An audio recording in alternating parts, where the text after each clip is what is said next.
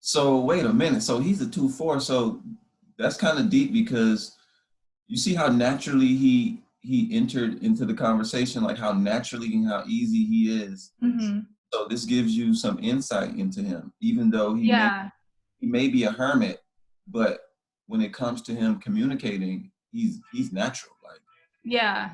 He's definitely, well, my daughter's 1-3. He's definitely got a completely different energy than her.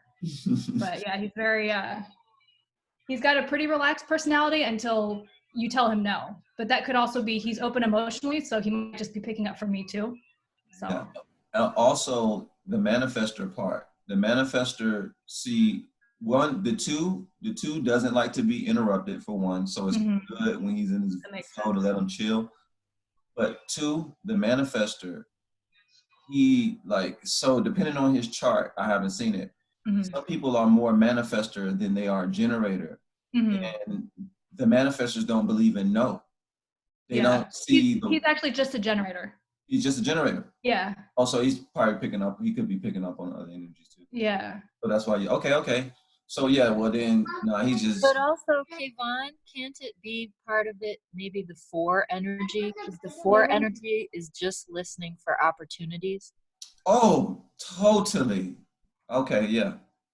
Totally that. And when the Because children Junior's like that. Junior, like, he'll even ask me a question and I start answering the question he asked me. And he just starts wandering off with his attention. I'm like, dude, what are you doing? But I wasn't giving him an answer that appealed to him. So he just like closed me off. And Junior will do that a lot. interesting. yeah, I totally forgot about that. So when children are growing up, they're actually in they're behaving in their unconscious state.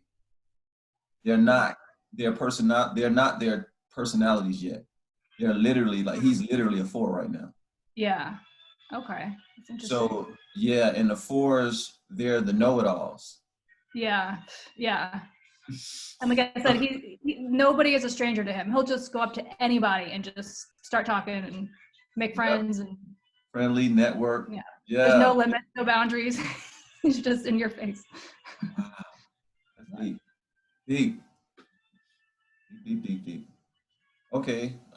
So what time is it? All right. One more minute and then we are blasting off. But first, I want to say just hello to everybody. And how was yesterday? We did a Michelle and I we participated in that global meditation thing and we did it and it was for me it was I was highly charged up. I was tears of joy was pretty much just streaming down my face the whole time. We connected to the galactic central sun and was amplifying our auras and our lights and sending all of this healing pink energy into the reality and green energy. This is why I'm wearing green today because we put a lot of healing energy into it last night, and my higher self was just instructing me to wear green with some white in it. So I found this shirt. But we are healed, and it's so important for you all to know. I mean, the energy was so intense. I mean, I'm up in Colorado, 7,000. I think we're about 7,000 feet above sea level. So we're like way up in the mountains. And to feel all of that energy that I felt last night, at one point it felt as if I was almost about to start levitating. We were laying down in the pyramid. So we have this big Giza pyramid that we can sleep in. So we decided to crystal up, go inside and connect and like really do it. And the energy was just crazy intense, but with joy. It was a lot of joy. So I just wanted to remind you all that this school, hang on one second, because this is, so hello. So I just wanted to remind you all that the school and in the intention, about the school and the intention. The intention of our school is for you all to become beacons. And I want you all to just understand what that really means. Because when you become a beacon, you become almost like a galactic, I'm not gonna say galactic citizen, but it's as if you're working for the cosmos. So being a beacon, it's not like any other mission, because all you really need to do is just be yourself. And by you being yourself, you radiate. I mean, you radiate that energy so deeply into others. So it's so important that you guys understand that the tools that you're learning is leading you into becoming beacons within this society and within all realities. And this will allow you to experience your divine creativity, your divine mission, your divine message. Because you start to understand that you are important. Even if you're going outside, jogging down the street, or just chilling in the house with your child, you are radiating that energy out. Your job is to understand your strategy and authority. If you're a generator, understand that your energy radiates outward. If you're a manifester, your energy can fill up the room. If you're a projector, you are a light. If you are a reflector, you are reflecting it all. So it's super important for our vibrations to be at a mega high level, as much as we can get it. So you guys have gotten certain tools like the Qigong sounds. Those Qigong sounds, that is the jewel of the jewel when it comes to the alchemy of our bodies. I was so happy when I came across that knowledge. And like I said, I was sitting on it for 2 years before I felt ready to share it, because I wanted to make sure that it was something that was going to really do something. So I'm very practical when it comes to this knowledge and this information. And because of the way I came about it, you know, I know, for one, that you all can achieve everything that I achieved and more. Because I did everything that I've done as far as my lucid dreaming, out of body experiences and things like that you're going to hear about. But I've done all of this stuff without drugs, without a physical teacher. I literally use what they know in the Toltec terms, and what is called is unbending intent. Unbending intent. This is gold letters. This is highlighted. This is something that you write down. Unbending intent.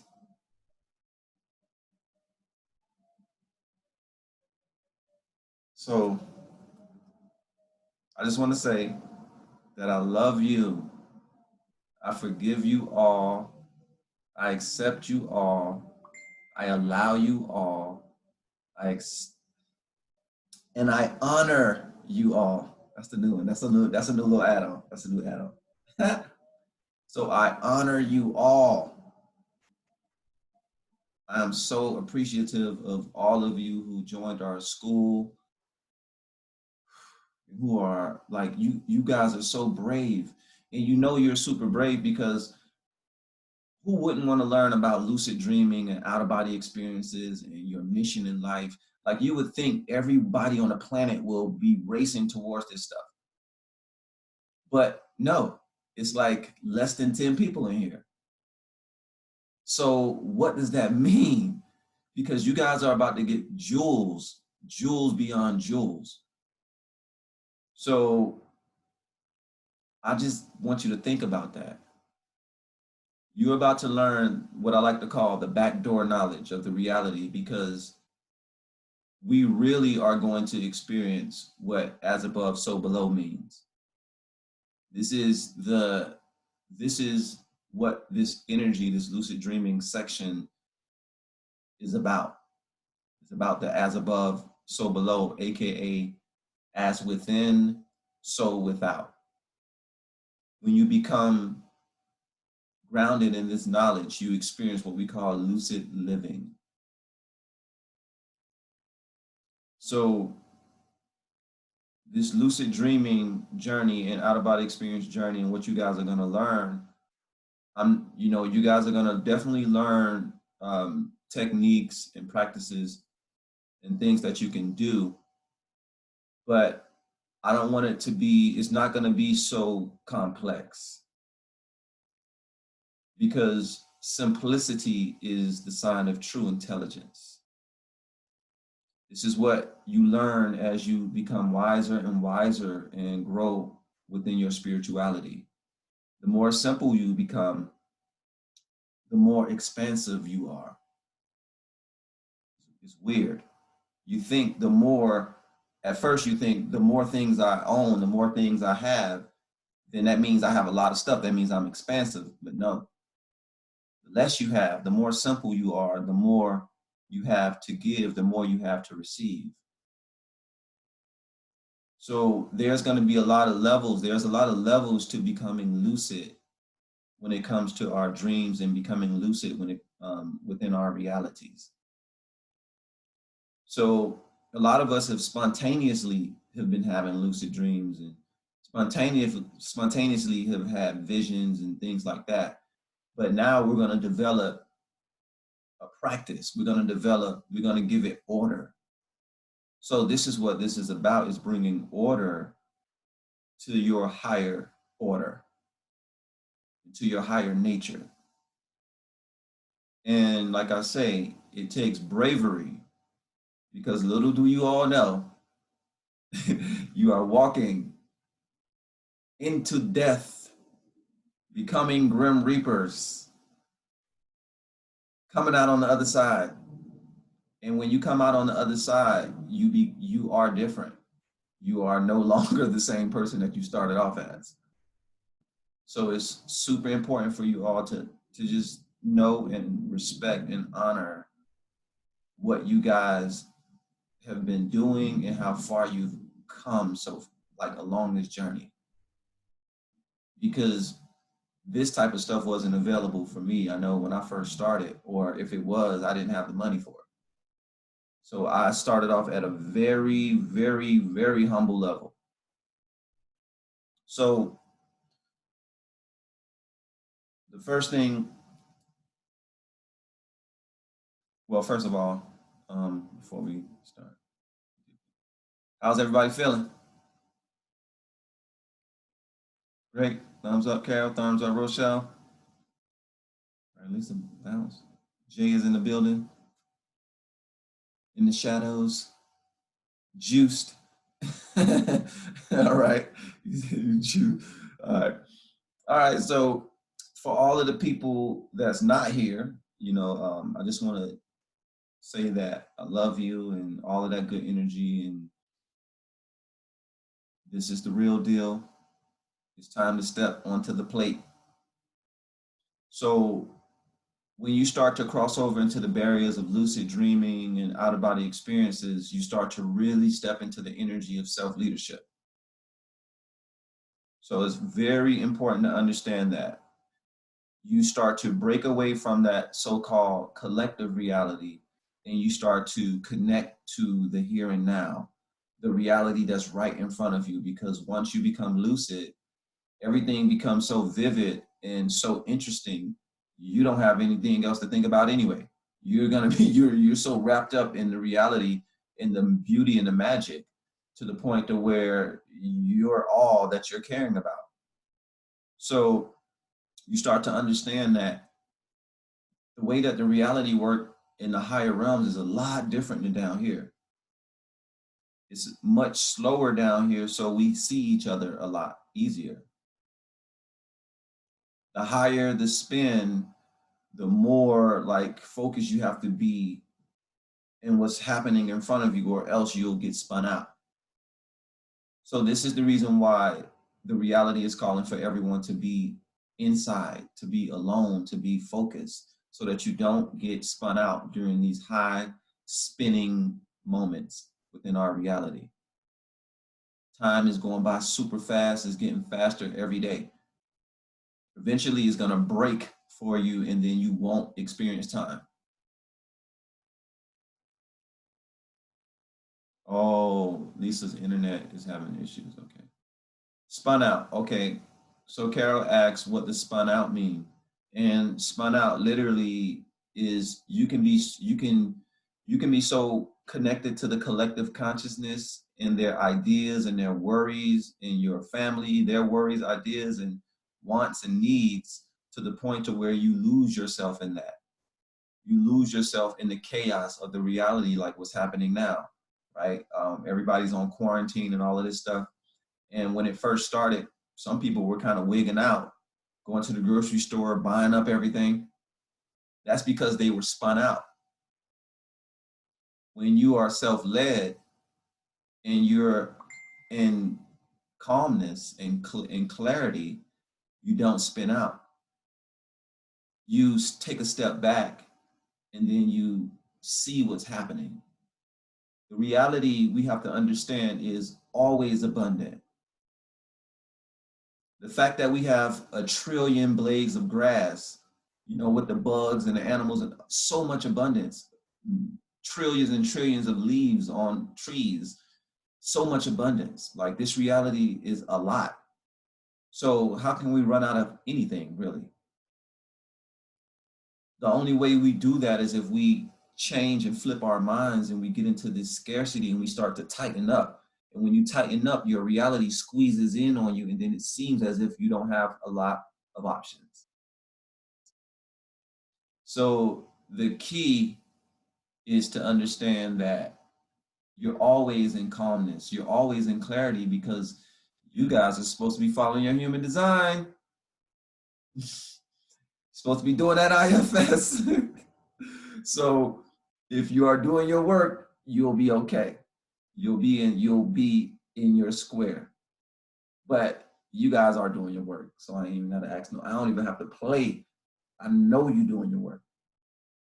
But just let you guys know, this work is like years worth of work. So I don't expect you guys to be masters after a year.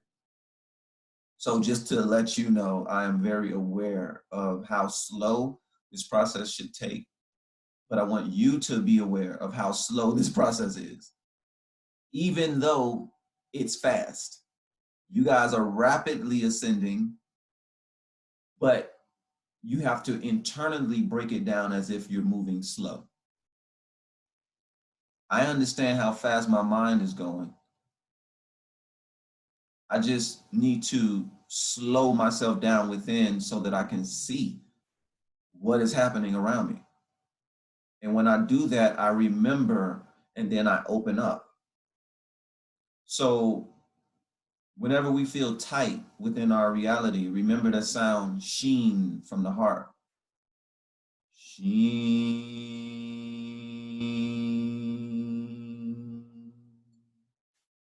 That sheen sound opens up the heart. It opens that space up. So whenever we feel crunched down, we need to open our heart up. That means that the buds are kind of closing in on itself. So do the sounds physically to open you up physically. And this will start the process of the physical expansion right before your eyes. You'll start to feel it. And then the reality itself will start to seem more expansive. And then the abundance can be easily seen. Great question. All right. So back to unbending intent, gold letters flaming in the sky. Unbending intent is the medicine. The ancient Toltecs, the highest of the seers, is what they call themselves. They were able to pretty much live indefinitely, walk in and out of realities. This is the lineage and the knowledge that I have within me. As my DNA started to awaken up more, I started to awaken more to this Toltec knowledge and lineage within myself. So The Toltecs were the dream masters. They had two sections, the eagles and the jaguars. The jaguars were the dream warriors. They were responsible for protecting the tribe from the astral plane.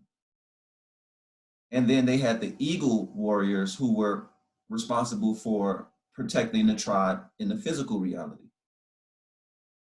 So what happened was the eagles and the jaguars, they got into a fight and they went to war. And this what kind of broke down that Toltec lineage from the inside out, because the eagles, they had the ability to go into the dream realm to become dream warriors as well, because anyone can go into the dream reality and become a dream warrior or a master or whatever. But the jaguars, when they come down here, they don't become warriors here. They're more like pacifists. So my energy is the energy of the jaguar. And I don't believe it. I don't want to fight anybody down here. I don't do none of that violent stuff down here. I'm not into any of that stuff. But on the astral plane, I am like the general of protection. Like I've done all type of crazy stuff, chopped the head off of beasts. I've taken energy out of people. I've tossed dudes into the horizon. I've done all type of crazy battles, and I wake up with battle scars, like literally on my body sometimes. Like I will have scratches, scars from a dream. So I never knew what that was until when I went to Mexico and I got a Mayan birth certificate, and they pretty much just solidified what I already knew. But the jaguars, we have the ability to spiritually heal you. So this is why I'm big on having the school as a place to where you can literally enter into on the astral and be healed. It's just, you guys have to walk into that next level of the school, which is what you're doing. So I'm gonna take you on a journey towards the end of my section, and you're gonna be able to forever visit this place to heal your body and to heal, especially the energy body and the emotional body. And eventually that energy trickles down into the physical. If you're following your strategy and authority, then you'll follow the flow of that and it'll happen. Okay, so let me see, Carrie, you said if you're taking the heads off of things, does that mean you can be in danger there too? So technically, on certain levels, I have to say yes, but not like how you think.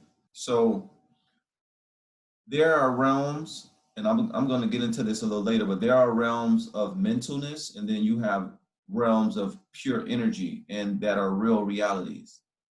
And when you go into those realms, like I say, like something I'll get into some kind of fight or a scrape or something like that, and then I wake up and I have like a scratch on my arm. So that kind of lets you know, like, it does have some kind of bleed through effect.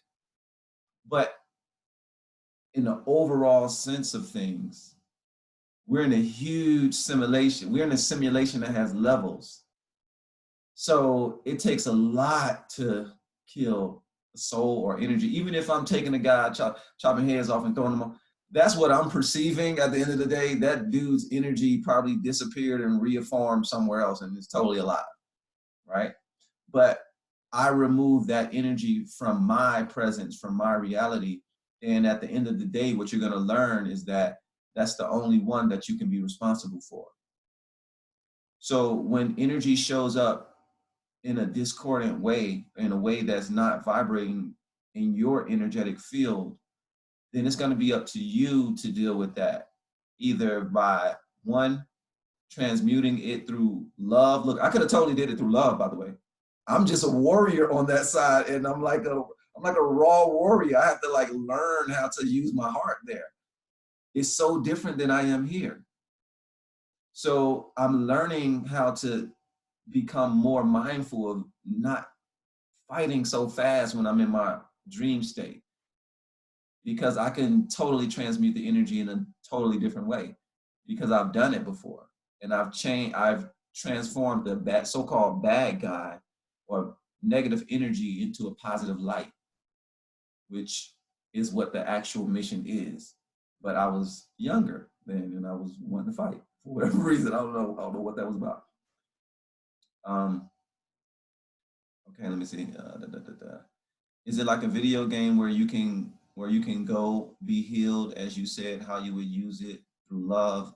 So you mean like the astral plane? Can you, or you mean like what I was alluding to earlier, like going into a place to be healed, like a chamber or something like that?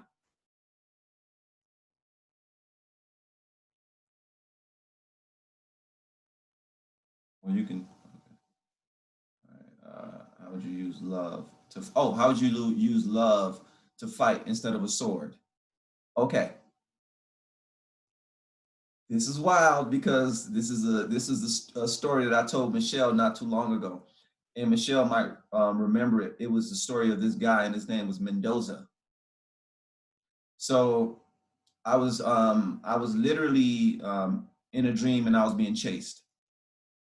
And while I was being chased, I realized, for one, that I don't do anything violent really in my waking life. So why the heck am I being chased? Right? I'm like, why? So I ended up waking up while I was running from this guy and realized I was in a dream. So I just kept going. And then eventually I hid out and then collected myself, stood up. They came to me and I like tossed one of the guys off the edge, like super far or something. And the other guy ran and then I like kind of went after him, but then something changed. I stopped. I was like, you know what?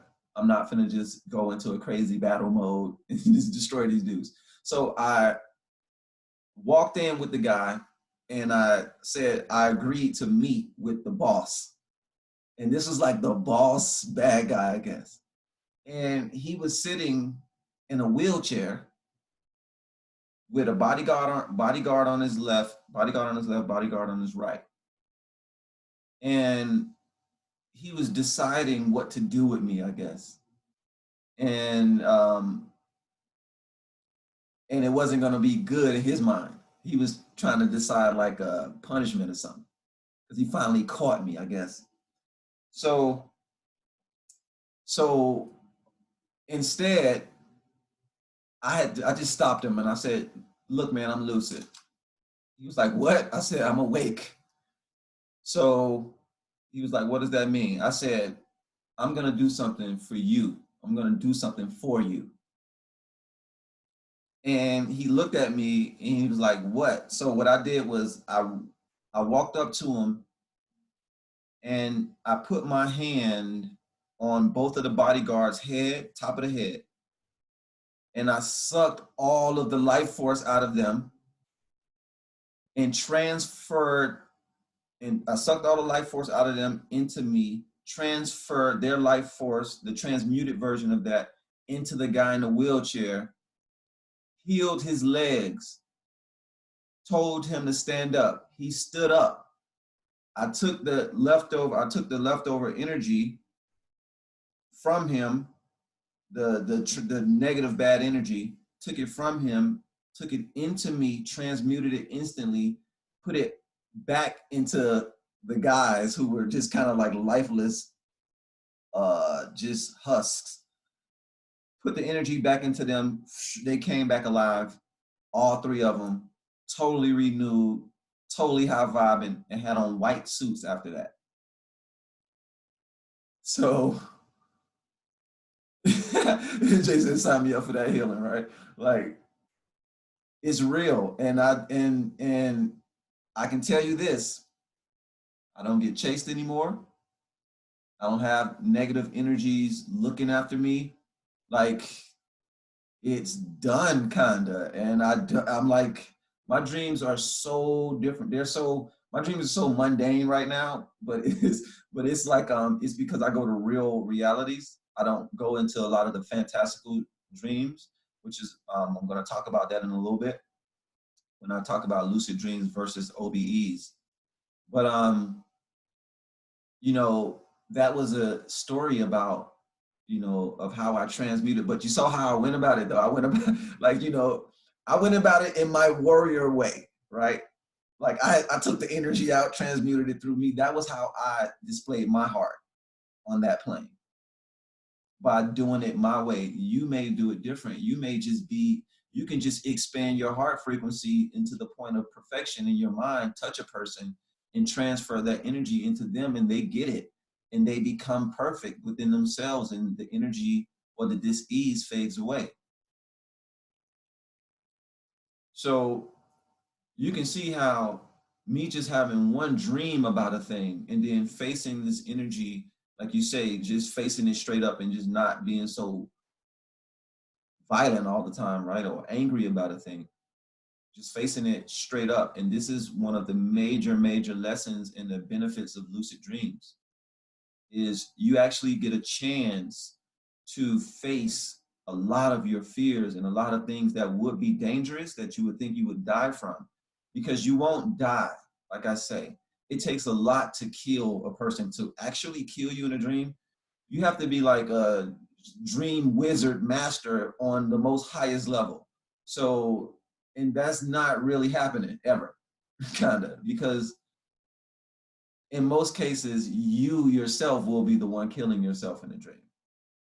And to let you all know, to die in a dream is a very good thing. That is a jewel. To die in your dreams is a very positive sign of transformation. It means that old self that you were is left. It is died off, and now you wait. And what happens is you wake up anew. You wake up fresh, and sometimes instantaneously, things that were ailing you are gone. So what would you say, Michelle? If someone was that masterful, why would they care about us anyway? Exactly. You know, once you become a master within that reality, your mind is so on your journey, on your expansion, on being more loved, because the more love you become, the more powers you fall into. And this is just one of the biggest things ever. Most people don't talk about it because you don't want to be in the ego. But the true story is just, the truth is the truth. The more you expand out and open, the more gifts you wake up into, the more your DNA opens up and the more things you can do. But if you are not following your heart, you better believe it will be shut down, or you will be locked into a certain area.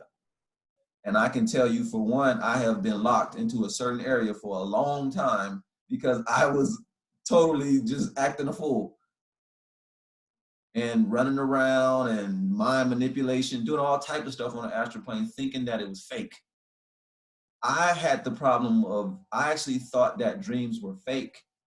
Like everybody else, oh, they taught me and told me that a dream is a dream and it's just a dream, you're just making it up. But they never taught me about OBEs. They never told me that there were mental realities and energetic realities. The energetic realities are the true realities. The mental realities are things that you are maybe thinking of, or just you may fall asleep and you just drift off and doze off into just a random dream or thought. And those, they don't have as much effect on your outer reality as the energetic realities, the energetic dreams do. So, but I'm going to talk about that, but not right now. All right, so I really want to just go back to this unbending intent, because like I say, I didn't have the money at first to buy herbs. I didn't have the money to get coaching. I didn't have the teachers around me. I was in the hood. I was by myself in Miami. I was below sea level. So now I'm on the mountain. When I first started, I was below sea level. It was important for me to take that journey because of my human design. Specifically, I'm a 4 body, which is the mountain body. And if you have a 4 in your human design, this is the part of that any 4 within the human design, that energy wants to gain all of the knowledge that it can. It wants to climb up the knowledge ladder. Wherever you see 4 at in your chart, that is the part of you that's the total knowledge nerd. But it's all about rising yourself up above so that you can see the big picture. So my unbending intent was, one, that I wanted to have a lucid dream, because when I was a child, I used to have these dreams a lot. I used to have dreams where I would be flying around. I would have these amazing dreams and I would feel so free and alive. So I literally just wanted that. And I want you to know the most basic part and the first part of lucid dreaming and out of body experiences is you having the desire. If your desire is at 98%, then you may not be ready. And that's just being honest. Your desire needs to be at 100% and beyond. So, how do you get unbending intent? How do you experience it? Unbending intent is experienced through simple mindedness. When I said that I wanted to have a lucid dream, this was back in 2009, 2008, 2008, 2009. Well, first, it was actually 2007. I woke up one morning with the words over and over in my head, Sanat Kumara. Over and over, Sanat Kumara, Sanat Kumara. And I woke up and I had to write it down, Sanat Kumara. I didn't know who the heck that was, what that was about. And ever since that day, my life has changed because I found out Sanat Kumara. Sanat Kumara is what you call the planetary logos. This is a being. And he is in charge of protecting the planet or guiding society. And this energy is now I found out about this back in like 2010 when I got some information. I am still uncovering information about this energy because I'm connected to it in some way. And these Kumaras, they are like these planetary protectors, these planetary guides, and they split off, I believe, into these different beings. And we show up as teachers, as messengers, as guides to help humanity usher into the next highest level. So a Kumara is in charge of a planet and helps the planet to ascend, pretty much in a nutshell. So I was waking up to this energy, and then all of a sudden I had this overwhelming urge to start to want to learn about lucid dreaming again. And I had one focus. I didn't know that I was tapping into unbending intent, but I've always used unbending intent. When I was in high school, I never lost a track meet. My senior year, I never lost a track meet, won state championships, went to college, never lost a college track meet until I left college and went professional. Unbending intent. I had one thing in my mind. In high school, one of my best friends will say to this day, I looked him in the face and I said, I'm not losing this year. And I didn't say anything else. And it's because I had one focus on my mind of not losing. I kept that focus all throughout high school of not losing. simply just for the fact of me saying I'm not going to lose. And I didn't think of, I didn't think of me, I didn't think of how, I didn't think of what, I didn't think of when. I just knew that I wasn't going to lose. To the point where I actually got hurt in New Orleans, damaged my knee, and I still won the track meet. Because the guy who was gonna beat me, because I was totally hurt, he fouled out, he scratched out. My intent made him foul out, so his jumps didn't count. So I still took home a first place trophy, even when I didn't do my best. So I want you to think about that. I still took home a first place trophy with a busted knee and did not jump the farthest that I can. I did the long jump and triple jump. I did not jump as far as I can jump. And I still won. So unbending intent is a magical device. This is something that I can't even describe to you all. I'm trying to give it to you in the best way I can via the story. And this is the way that they taught back in the ancient times. They would tell stories. And it will be up to you to figure out the message and to see what spirit is giving you within that story. But I want you all to understand that, because that same unbending intent is how I ended up in my house. That same unbending intent is how I started the school and how I have been successfully doing my business. Is how I make these wands and crowns. It's just simple. I said, I'm going to do it.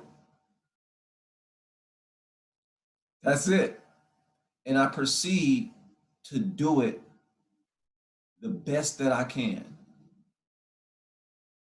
So when you develop this single focus, single-minded focus, and you know that you're just doing it the best that you can, no matter how long it takes, you're still doing it the best that you can, and you're still keeping that focus. So you must have unbending intent in order to go further. Because what happens when you don't have any of the items to take, like the Coca-Cola or the herbs or the food or the whatever, when it's just you on a bed? You need you. And the only you that you're going to have that has a power, which I found out, we have a power that's within us, and that is called intent. It's just most of us don't understand it. We don't talk about it. Intent is how a lot of people got pregnant. Intent is how a lot of us got here. We just don't slow down enough to see it. So I know you all are going to succeed because that's my intent. Now, how long will it take you? Who knows? But each and every one of you are going to succeed because I'm giving you truth, and you have to succeed. My intent tells me even if it's not this lifetime, you are going to succeed. Because I woke up this lifetime, 5, 6 years old, already third eye open, already seeing the Devic Kingdom, leprechauns, all of this stuff, having OBEs. I was having out-of-body experiences at 6 years old. I had to have learned this in a previous lifetime. So I just want you all to know that this is that lifetime to where it's being dug into you once again. And it's going to be up to you to have that intent. So no one can ever stop you from doing your practices. There is no such thing as a distraction when we have unbending intent. Life still goes on. We have children, we have things that we're doing, but every night when we go to bed, the intention is to have a lucid dream. It is to wake up. Every day we wake up, the intent is to be as present as possible. And through that cycle, you'll be living lucidly, and you'll have even more control over the reality that you live in. And when I say control, creative co-control, meaning co-creativeship. So at the end of the day, you're going to be co-creating with your higher self. The ego self is going to become one with the higher self, is going to be enlightened as the higher self, but then it's still going to be a co-creation, because there's always going to be a part of you that's a little bit more wiser than what you know. Even if we move into our higher selves are going to be co-creating with another self. So it never, and that never ends. There's no end to that. No one can find out what is the end to this, us having higher selves upon higher selves upon higher selves. So with this knowledge, you're already opening up even more to, wait a minute, there's no end to the higher selves? What? I just thought I was connected to that one higher self. Yep, that's just this layer, just this layer. But we're gonna master this layer though. Before we leave this layer, we are going to master this layer, and we're gonna love it. And once you master it, once you love it, you exit it. The door pops up, and then you're able to leave it. And this is the whole paradox with this crazy reality. You get tortured, seeming like we don't know what's going on. We don't have our dreams of our past. We don't have our memories of our past life. None of that. And we go through all of this strife, pain, all of that. And then at the end of the day, we have to love it in order to be released from it. Because it's us. It's just we don't understand how dynamic we are, how multicolored we are. Not multicultured, multicolored, meaning the spectrum of light.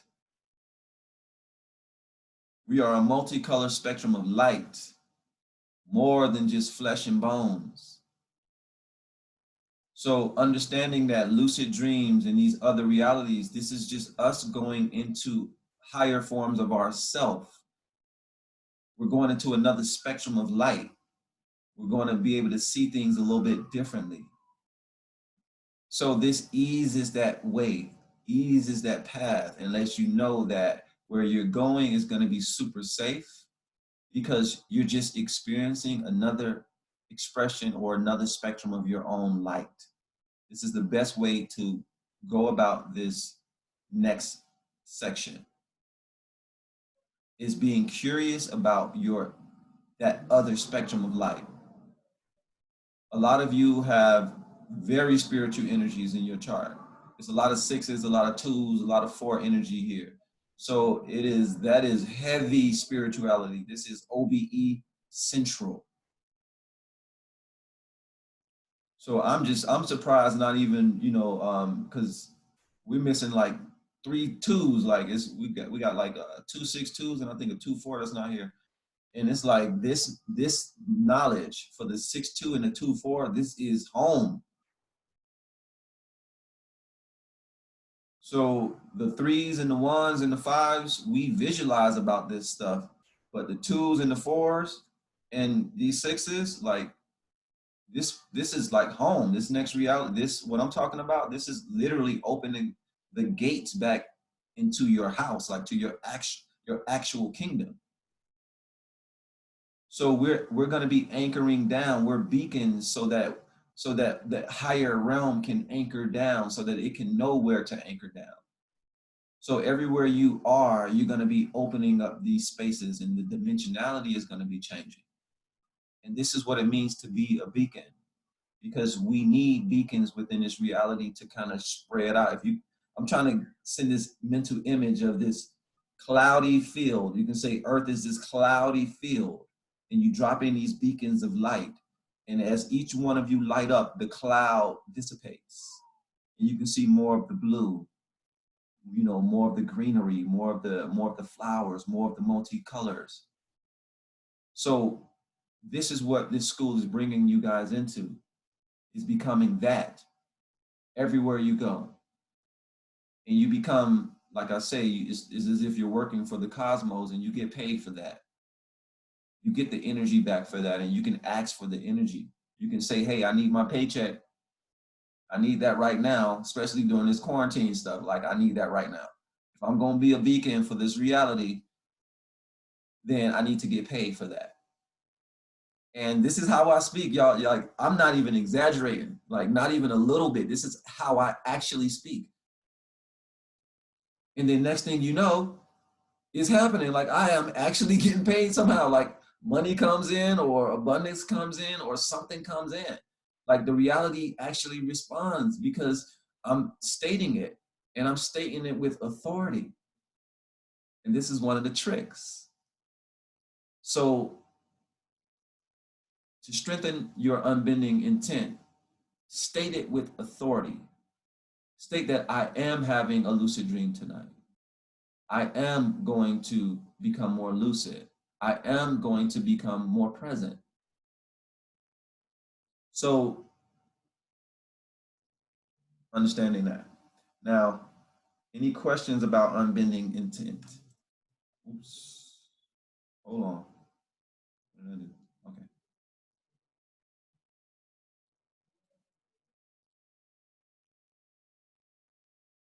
Just clicked on something. Hold on, y'all.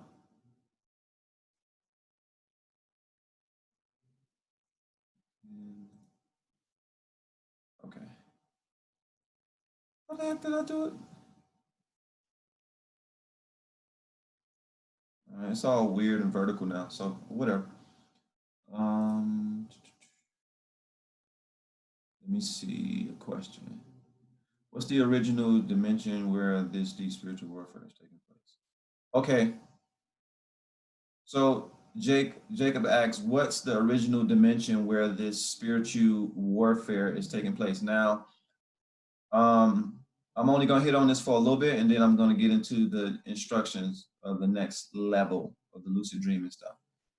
So, first things first, when it comes to this dream reality stuff, when I was saying earlier about how me, being a dream warrior and all of this stuff, now that's not everybody, right? And just to let you all know, I don't even think about this stuff before I go to bed. It's actually like a surprise to me when I wake, like I was lucid one time and I was literally slicing the head off of a dragon. Some kind of evil, it was some kind of rogue evil dragon type energy. And I was there with a bunch of other people, and we were like light workers, and I totally took it down. And before I went to bed, I was not thinking about slicing the heads off of dragons, or I don't even pay attention to the negative astral attacks or nothing like that. Like, I'm not into any of that, into that galactic battles, none of that. So what I'm saying is, the spiritual warfare and all of this stuff, right? It's kind of happening all over, meaning this is an issue within like the third density. So the third density is dimensions 1, 2, 3, and 4. So this is a lower density, and within a lot of the war that we call war is really our cells dying within and things changing within our bodies. So the war is kind of like a lot of just our older ways and our older selves just not understanding that we got to let go. Some people don't want to unify. They want to separate. They want to stay separate, and they want to stay within their own realms.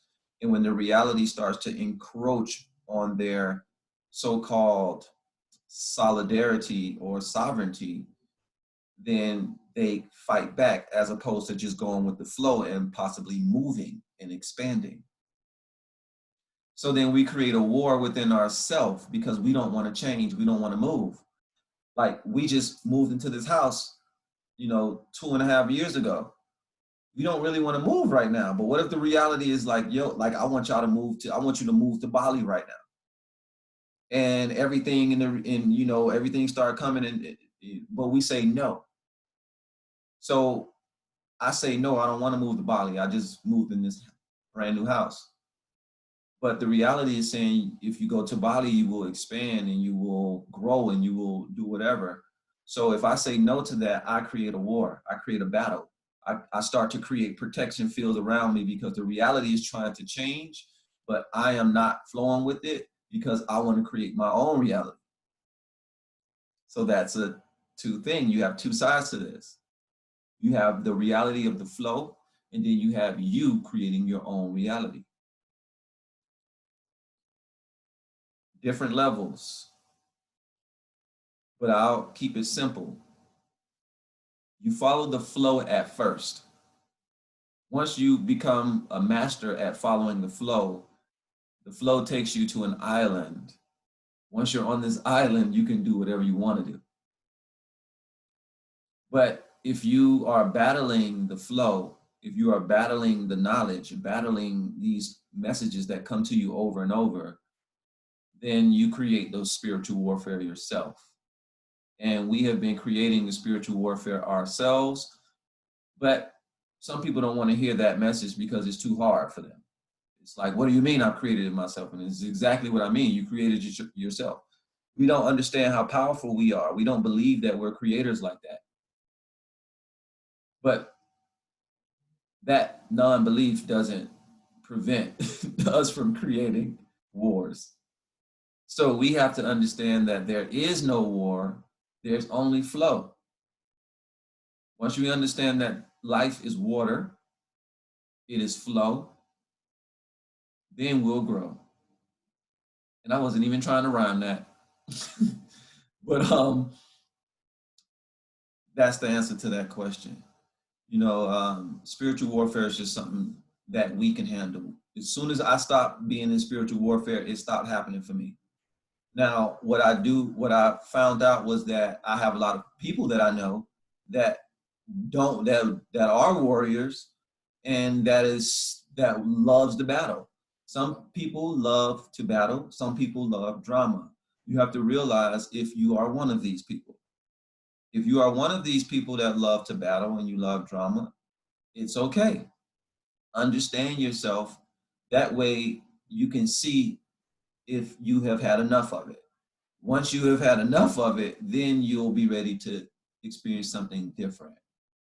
But when it comes to the dreams, the only way that you're going to be tapping into these spiritual warfare type of dreams seriously, for real, is if you're thinking about it. So it is highly, highly important to monitor what's going into your mind frame before you go to sleep. And depending on who you are, there are actual ways that each and every one of us are supposed to go to sleep. So for example, the manifester, they must sleep alone. Manifestors sleep alone because they impact. Projectors, we sleep alone because we absorb. Generators, you can sleep with your partner or next to a person because your energy is always magnetically flowing in and out. So it's a natural thing for your energy field to be bombarded with energy. Now reflectors, I believe also they're supposed to sleep alone. So 3 types are sleeping alone: manifestors, projectors, and reflectors. Manifesting generators, every now and again, you can get away with sleeping next to a person, but if that person ain't another manifesting generator like you, it's a lot of energy, a whole lot of energy. But I'm a projector, so I automatically have to sleep alone, and it was huge for me. Okay, Michelle, you say, but if a generator has an undefined solar plexus and their partners is defined, sleep alone, otherwise they are subject to the conditioning of that solar plexus all night long. Yeah and no, because the aura of the generator will it's huge. So the generators can still get away with it, period, because of the motor of that generator is just big. And it's not only just that, it's their whole body, and then it kind of, the solar plexus get wrapped up in it and it kind of flows. So they'll have a better chance. But like you say, Michelle, I kind of still agree though, some with it a little bit, because I believe everybody can benefit with just sleeping in your own aura. But for some people, they just do not have that ability, especially if you have children too, you know, and you're a generator, like you ain't gonna never be, like your child gonna be all up on you for a while until you like create real strong boundaries. But I feel everyone can benefit from sleeping in their own aura, definitely. So that's why I say it's kind of, it's yes and no kind of. What about residues? Trying to clear all of my excess energy. Okay, look, I'm about to get into that anyway, but just hold on for that one, Jake. So unbending intent. Everybody good on that? Okay. Now I use unbending intent, like I say, for everything, even the way I follow my human design strategy. So utilize unbending intent for everything.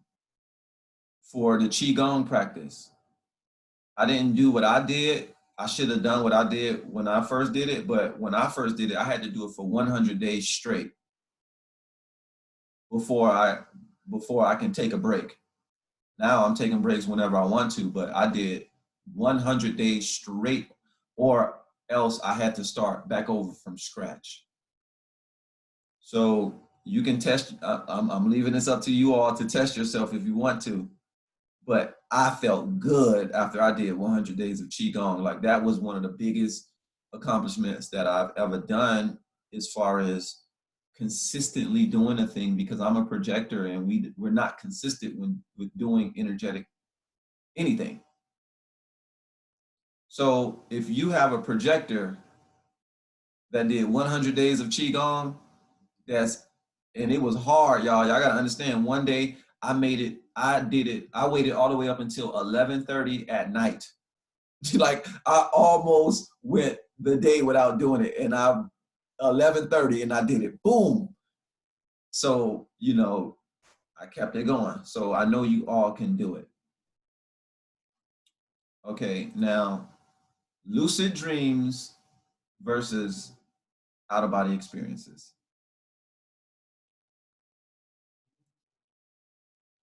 Very different.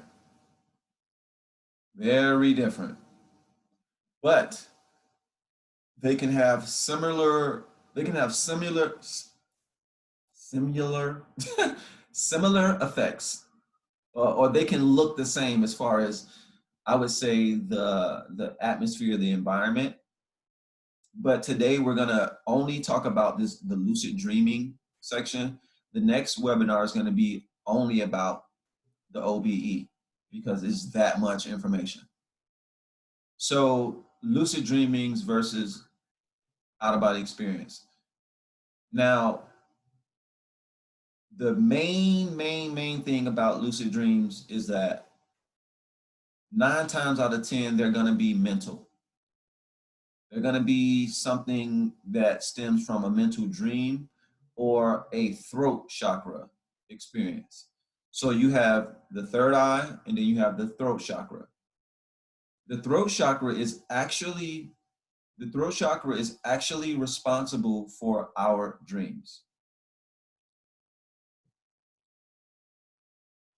Every night when you go to bed, and this is something that you're gonna notice, throughout the day, our attention normally is here, right between our eyes in the brow chakra. This is where our attention normally is. Now, when you go to sleep at night, or when you're falling asleep, you ever notice, if you were in the classroom and you're sitting there, then all of a sudden you go, your head drops, somebody fall asleep. So why does the head drop? Boom. The head drops because your attention literally falls down, down, down into the throat chakra. So your head falls off pretty much, and you enter into your dream body. When you guys get your dream body rave, your dream rave readings, you're gonna notice that the dream body has 5 centers as opposed to 9.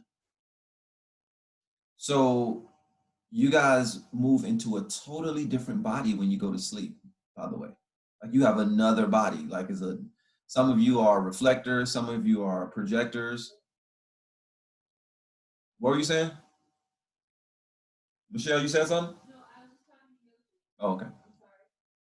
So some of you all are, it's you can be a totally different type.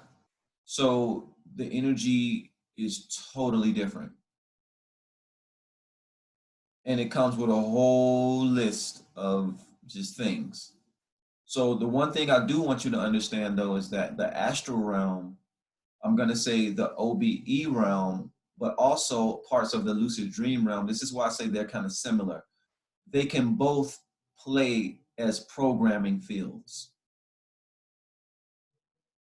So when we talk about as above, so below, as within, so without, this is what I'm talking about, the programming field.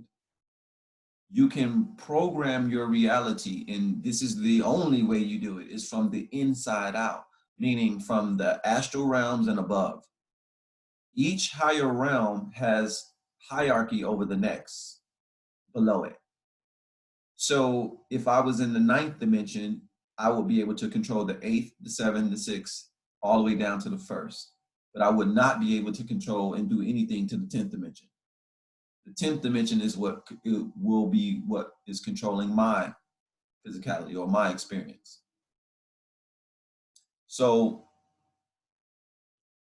it's important for you all to know that this knowledge is opening the door for you all to experience the programming field. And this is when you get into true mystical healing. This is what Jesus did, Yeshua, whatever you want to call him. He was able, for one, he realized the truth of all truth, and this is a key, and it's that we are all dreaming, even right now.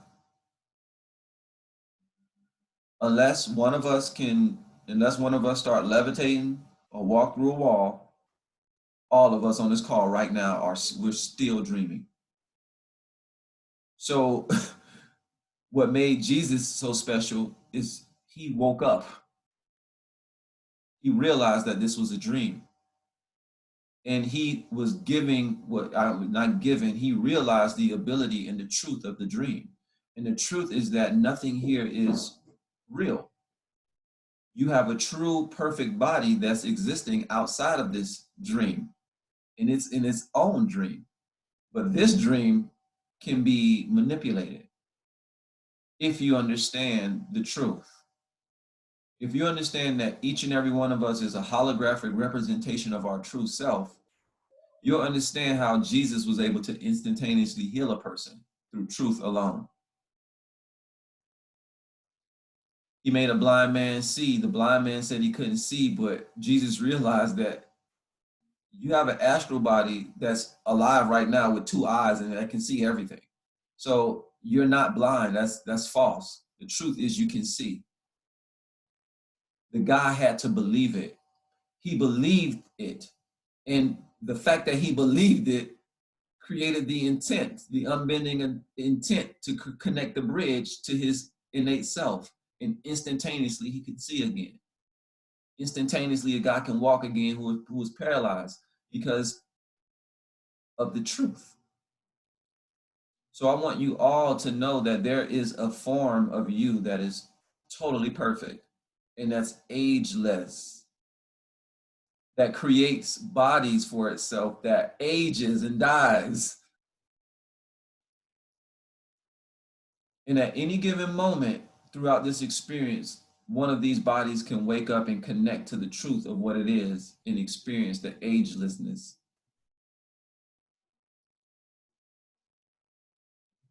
This knowledge brings us to that.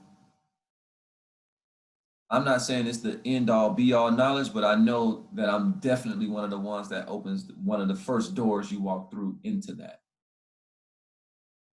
So you guys can know and understand where you're at. And this won't allow certain lower frequencies to even enter your mind space. Because remember, everything inside is outside. So when you have a dream, whatever you're thinking will show up that fast.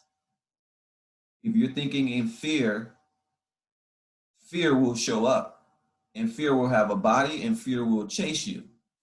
Fear will be a freaking old mob boss named Mendoza, you know, sitting in a wheelchair sending goons after you. That was my fear. This mob boss guy was sending his goons after me to chase me, you know, to do whatever. So it was my own mindset. It was my own, you know, and I equate Mendoza to the government, you know, to these so-called leaders or whatever trying to rule me and trying to chase me down. But I had to love them and I had to transmute them and understand that I am a lot more powerful than that energy. So, you know, their energy field they was just wasted on me. Really, like I'm in creator mode. So once you move into creator mode, you're not in those lower realities as much. You're not battling anyone. So when you guys go to bed with a positive mind state and you set the tone, I'm all about setting the tone before I go to sleep now. So 528 hertz, 428, 432 hertz, 936 hertz. You can look on YouTube and type in lucid dreaming binaural meditation music. And they have hundreds of different frequencies that you can literally flood your reality with. So we're going to take and this is where self-mastery comes in. You take control of how your dreamscape is going to be set up and your mental mindscape by setting the tone before you go to bed. So you can state out loud that you would like to visit a positive realm or a bright reality. But for now, we can take it into our own hands by literally creating a frequency around us as we go to sleep. And you will take that frequency with you into the higher realms. And this will automatically bypass you from a lot of lower frequencies. But some of us have been in these shadow realms and have watched a whole bunch of action TV and have done a whole bunch of crazy stuff. So we have to face our shadows, and this work will activate that. So I want everybody to just be sober about that. I had to face my own, you know, I had sexual demons on the astral plane, and I totally got chased down with mine, and mine was a gorilla that was after me, like that would show up and just like tackle me down every time I would get too crazy in my sexual energy. So I had to like face this gorilla, and it was a real gorilla because I was acting like a beast, right? I was out of control, acting like a beast. So I had to face that beast, and instead of fighting him, I loved him. I said, I love you and I forgive you. And that's another one, Carol. That's another way I use my heart. I literally faced it and said that I love you. And his grip, he grabbed me like I was in like a bear hug, and I couldn't move. And I had enough space to turn around to face this crazy looking beast, to tell him I love him and I forgive him. And I started smiling, and his grip just loosened. And as soon as his grip loosened, I grabbed him by the throat and put him on the wall. And I was like, you don't have to do that to me, man. Just talk to me, you know? So ever since then, no more beastly issues. Faced him, and I'm no longer a sexual fiend on the astral plane. I can actually have dreams to where I just want to actually explore the world as opposed to explore my lower chakras, you know? So a lot of the times when you guys first wake up and you have these lucid dreams, that's one of the first things people do is they find celebrities, they try to find their crushes, they connect with their secret little astral lovers that they haven't seen in millions of years probably. Like so many different things can happen when you start to connect into these multidimensional realms. So it's important that you, be easy on yourself, because I allowed myself to be out of control, meaning I don't judge myself for being out of control sexually on the astral, because that is a part of growing up. When you understand that you're a child, you see, we're like children in the big scheme of things. Even so, even masters. So even Jesus and Buddha, they're like 18, 19 years old. We're like 7 years old. So we're trying to learn from our brothers and sisters, Kuan Yin and all of them, 16, 17 years old. It's beings out there that are beyond all of them. We're young. So when you understand you're a baby, it changes the game. You're not so hard on yourself. You're young spiritually. We all are young spiritually. The fact that you're not an OB, an out of body experience master, you can't fly and all of that means you're super young. We're super young. That's like first level source energy is being able to levitate. That's like elementary school. But we are crawling. So we can be easy on ourselves. We can take our time with ourselves, because we're a child and we're growing. So when I was acting crazy on the astral plane, like a out of control teenager or out of control child, hormones, I'm not gonna down myself. I'm not gonna, berate myself because I felt I had those feelings. So I don't want you all to feel a certain way, because you might have a shadow side that's hypersexual. And that's a normal thing. You might have a shadow side that loves to fight, and for some of us, we have been warriors for so long, that's all we know. So it's going to take some working with to get out of that mind state, to get out of that warrior mind state, to get out of that mind state of someone attacking you around the corner. When you understand that you live within your own cellular wall, which is, I've given this knowledge to some of you already, we exist. When you become centered within yourself, and later on, I'm gonna give you some of these herbs and certain things that you can take to help with your centering. But when you become centered within yourself, you realize that you're standing directly in the middle of your own cellular wall, your own cellular construct. Understanding that you are directly in the middle of your own cellular construct, it allows you supreme sovereignty. This is your protection. Your protection is the fact that you are existing within your own cellular bubble. Anything that penetrates that cellular bubble, it penetrates via your thoughts, meaning you thought about it, that thought allowed it to come in. You sat on it. When you sat on that thought, you allowed it. So just how you thought about that thing, you allowed that thing to enter into you. You can think about it and you can allow it to leave. The door works both ways, in and out. And once you release that thing, close the door. Don't ever think about it again. Especially females, you guys are automatically open and receptive regardless of your type. You're gonna always have that little piece of you that's ready to be open, because that's the female. That is the way the feminine energy was physically created, to be receptive. But they forget to tell you that the feminine is a complete female and a complete masculine in the flesh, by the way. So that means just as you can receive, you can totally give, AKA boot it out. So you have both, but the knowledge has been only taught to you all that you were just one way receptive, which is untrue. Because how much manly work do all of y'all do? How much manly work that you have been having to do all your life. so-called manly work, and it's not and so we're gonna drop that. Feminine beings in the reality are both masculine and feminine entities fully. This is why feminine energy is so powerful and why it is the dominant energy in the universe. Because it is completely balanced. And when you have a being that's that balanced, you get a female. Beautiful woman. So that means I'm still learning, y'all.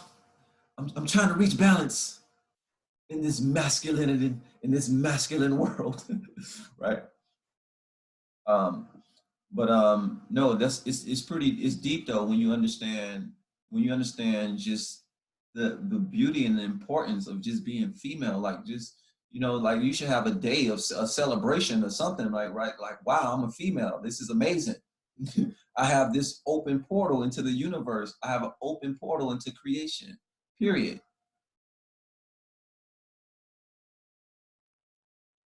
So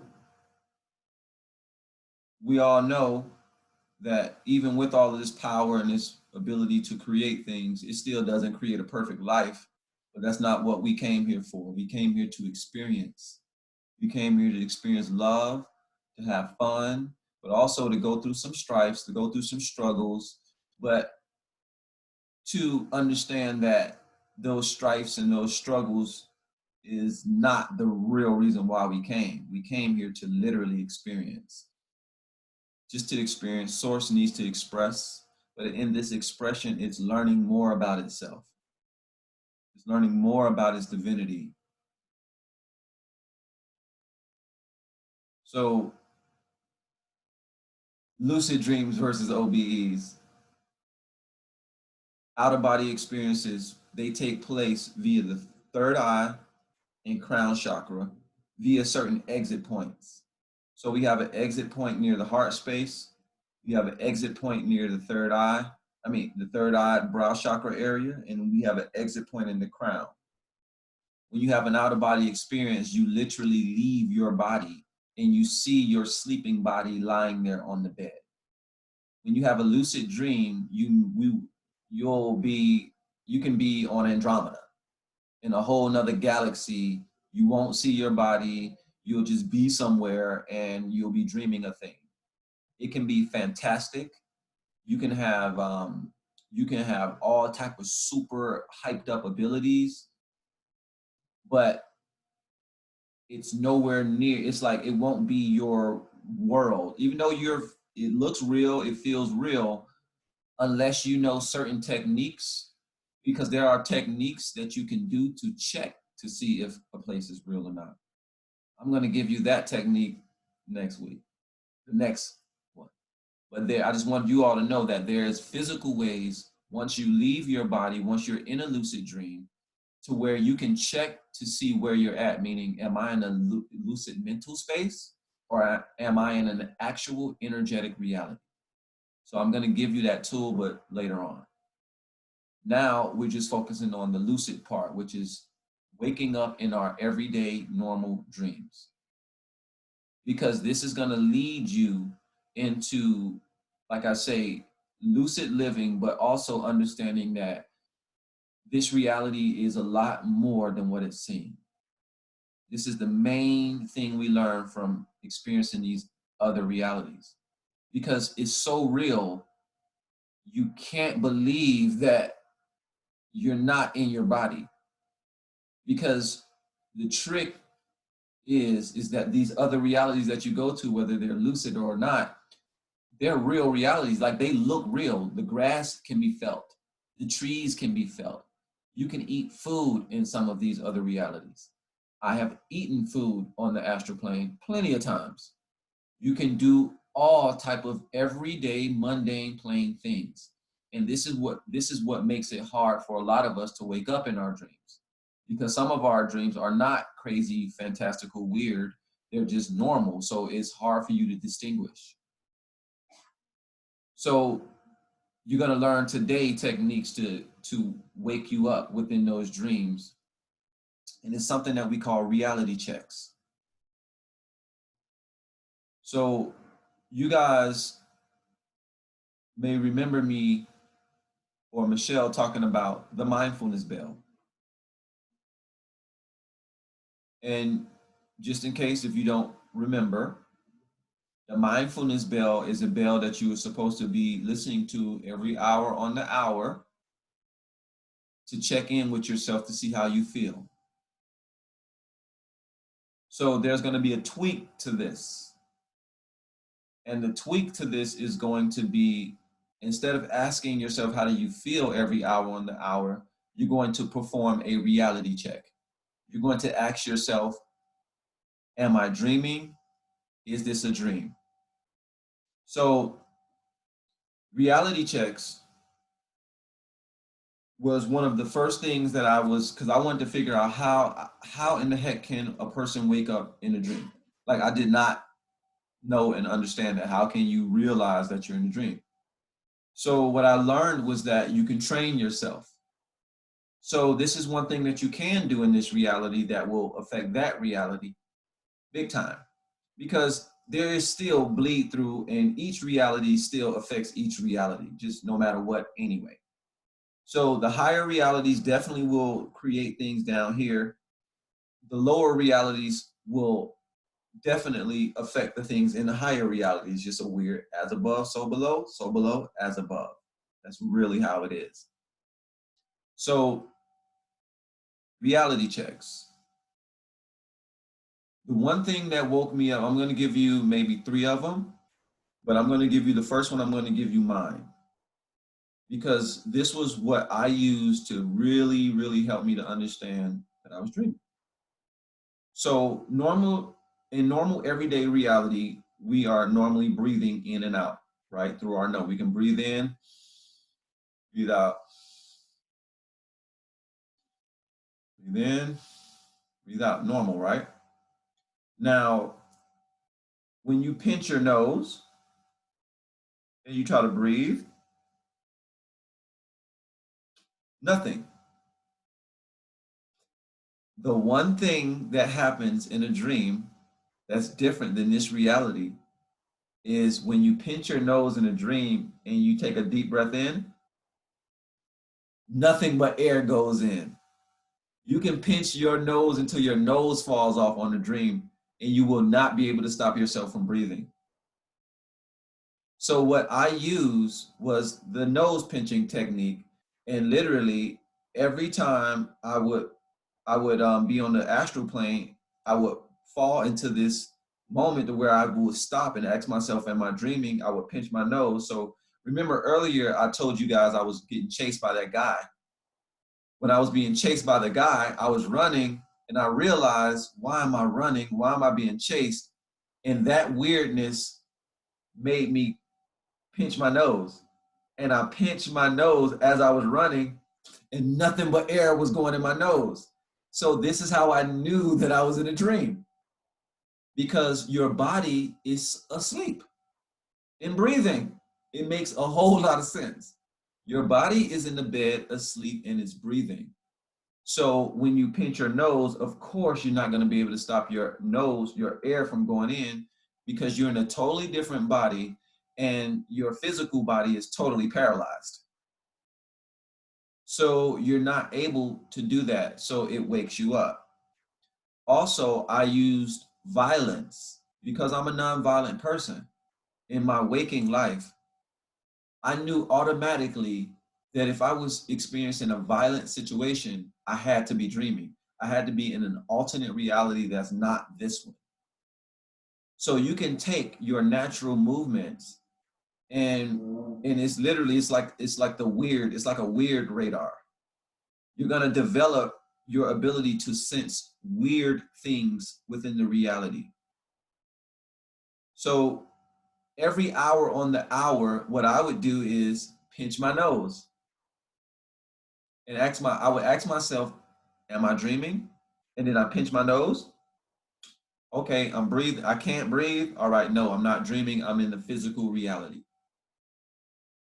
That is a good one to use because it's kind of indiscreet. You can walk around, nobody will know what you're doing. They could just think you're checking your nose, and you just Now, eventually, if you're with your partner or whatever, and they see you every hour and an hour, you just like, what the heck are you doing? You can let them know. I'm trying to see if I'm dreaming or not, because I don't know if I'm dreaming. Because once you start, when I say this, you guys, like, it's gonna blow your mind, because when you go into the reality that looks exactly like your world, I've woken up so many times on the astral plane. I'm talking about, I woke up one time and I was levitating, right? I was like, I thought that I woke up here in my room and I saw Michelle and I was like, oh my God, Michelle, I think we went through the event. I was like, the event is here. It happened. I can feel myself levitating. I was lifting myself off the ground and she was looking at me like, oh my goodness. And a couple of minutes later, I woke up again in my bed. I was like, what? I thought it was real. It was so real. It was like nothing different in my room. So it can get very tricky if you don't, if you're not accustomed to being in your energy body. So we are in our physical bodies now. The knowledge that you guys are getting from me is leading you into opening up more and more and connecting more and more to your energy body. When you connect to your energy body, you gain the ability to manipulate the reality around you here. Like, for example, when I needed to clean up my neighborhood and I thought about the track being fixed, 7 days later, construction workers came out to the track and they fixed it. I wanted a gate around my mom's community. A couple days later, they started building a gate around the community. I wanted to live near near bike routes and stuff here in Colorado. Right outside of our backyard, there's a bike route. So when I left my body, it literally it connected me across a certain dreaming gate, and that dreaming gate, it unlocked a certain ability. So I don't talk about the gates of dreaming during the school because that's more of an advanced. I want you guys to just practice the exercises. So the first exercise to practice is unbending intent, single-minded focus of you wanting to have the lucid dream. That's the very first thing. That want has to be more, that want has to be the want of you eating food, the same want that you need, that you use to drink water, like, or the need, like you have to like need it, you know, because what this does way more for your body and your mind and your spirit than you can possibly believe. For example, when you get into leaving your body on a regular basis, you can actually stop what you're doing and meditate. Meditating for meditating one time on the astral plane equals 1 week. One day of meditation, one session of meditation on the astral plane equals 1 week of meditation in this reality. And that's 1 week of meditating every day. So you can expand beyond belief when you start to tap into these realms of lucidity. Lucid dreams also opens up the gateway, like I say, for instantaneous healing in the now. It opens up the gateway for you to pretty much solve a lot of your issues because you can create these mental mind spaces. So you can literally have a dream. So for example, I heard the story of this guy, this woman, something was wrong with her ankles. And she had a lucid dream to where she went into her ankle. So I just want to let you know how far out you can go with this. You can develop the ability to to, I would say, it's a certain word for this, but you can create your dreams, right? You can pull yourself into certain landscapes through your intent. So her intent was to heal her ankle. So she literally had a lucid dream of her going into her ankle, and she said when she got there, it was just a bunch of junk. So so it'll show up as you may be in a dream. You say, I want to go to heal my ankle. The dream is about a house that's full of it's full of disarray and it's messy. So she saw this house that was full of boxes and it was a bunch of crap everywhere. So in the dream, she cleared the house out. She just cleared it out. She woke up and was able to walk again on her ankle, completely healed. So we can utilize these lucid dreams as practices to doctor ourselves. The application is unlimited. And this is the realm of the throat chakra. The realm of the throat chakra is the realm of, like I say, the dreams, but it's desires and also manifestation. So these lucid dreams can bring you into the reality of manifesting whatever it is that you want.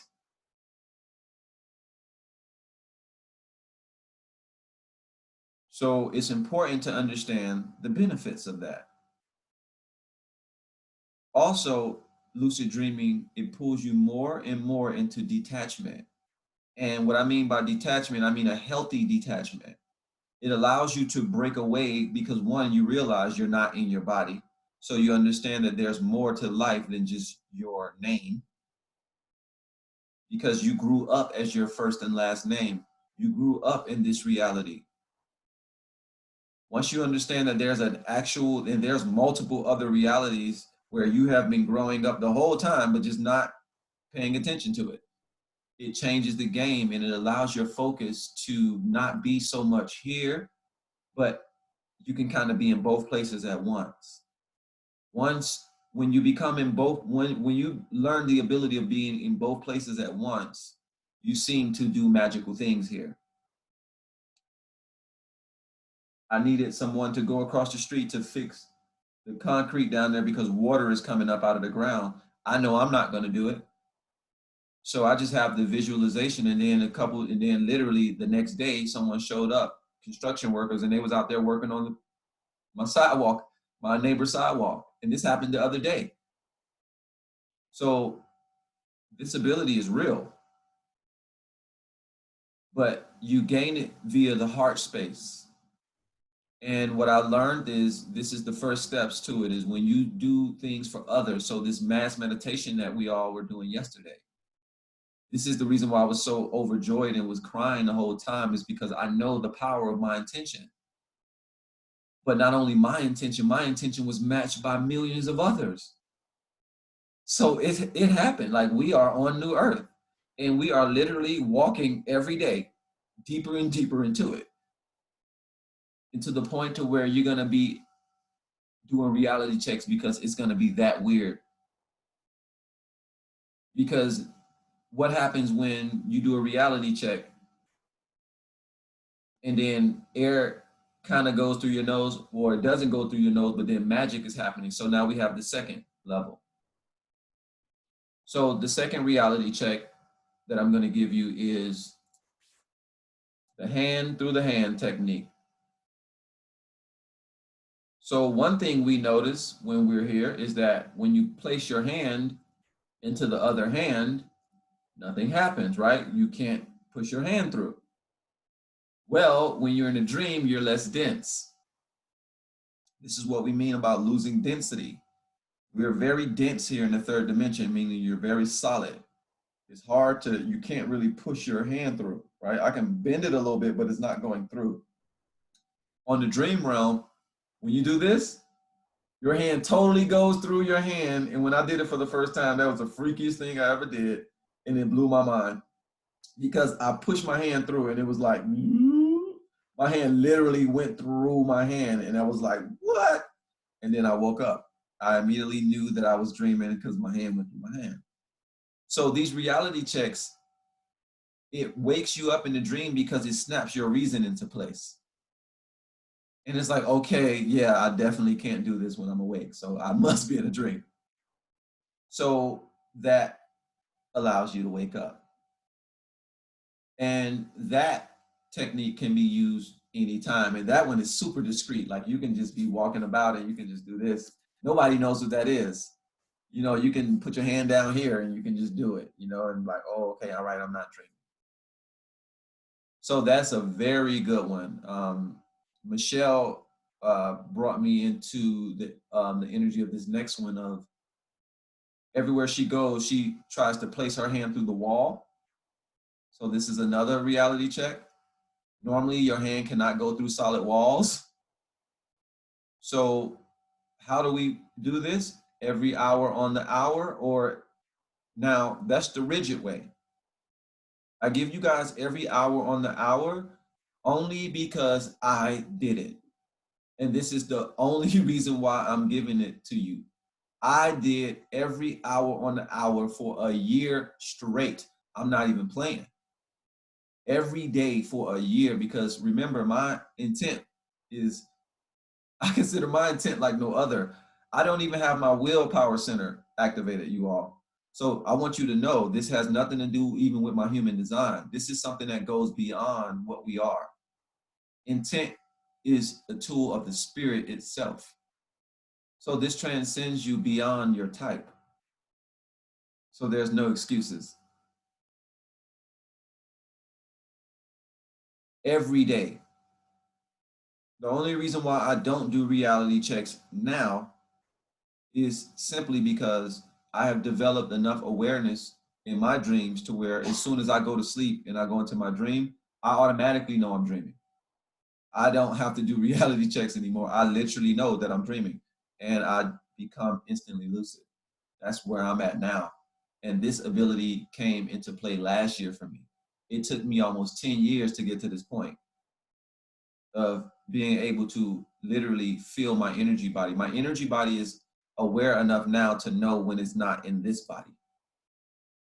So eventually, I expect and know that you guys are going to be able to do the same thing to where you're not going to need to do any of this stuff. You're just going to lay there, go to sleep, body goes, and you wake up. Or you're going to lay this body down and walk out of it, which is what I do most of the time. I rarely even have lucid dreams, regular dreams anymore. Like I say, I mainly have out of body experiences all the time.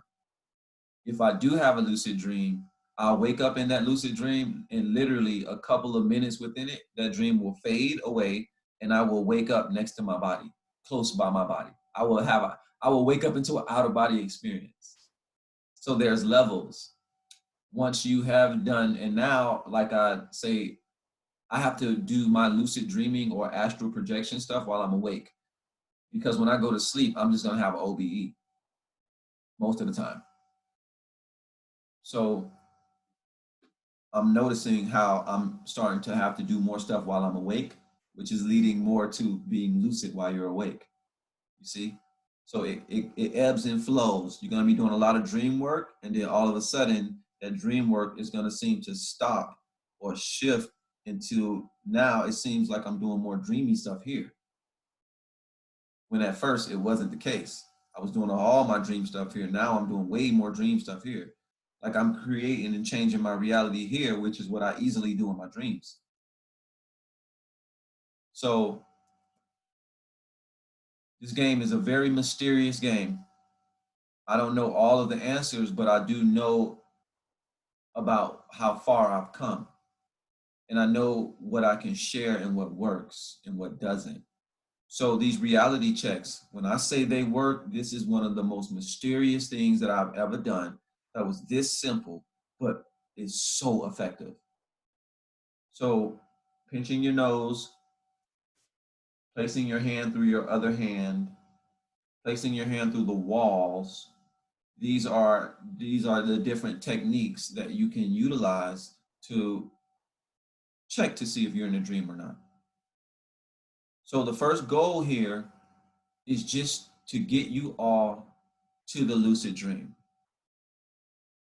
and you want to do it at your, you want to do it not just randomly. You want to do it because, okay, you want to know, I put in the work. You know, you've been doing the mindfulness bell, you've been doing the reality checks, and I want you guys to feel that build up, because this build up that you guys are going to be doing, you guys are starting from the bottom.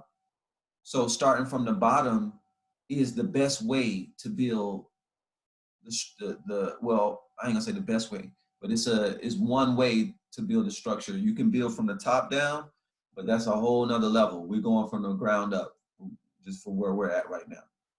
But just know, you guys are at the bottom, and it's important to know that you're building your foundation now. So if you don't put in the work, the foundation won't work. It just won't be solid enough. So do the reality checks every day.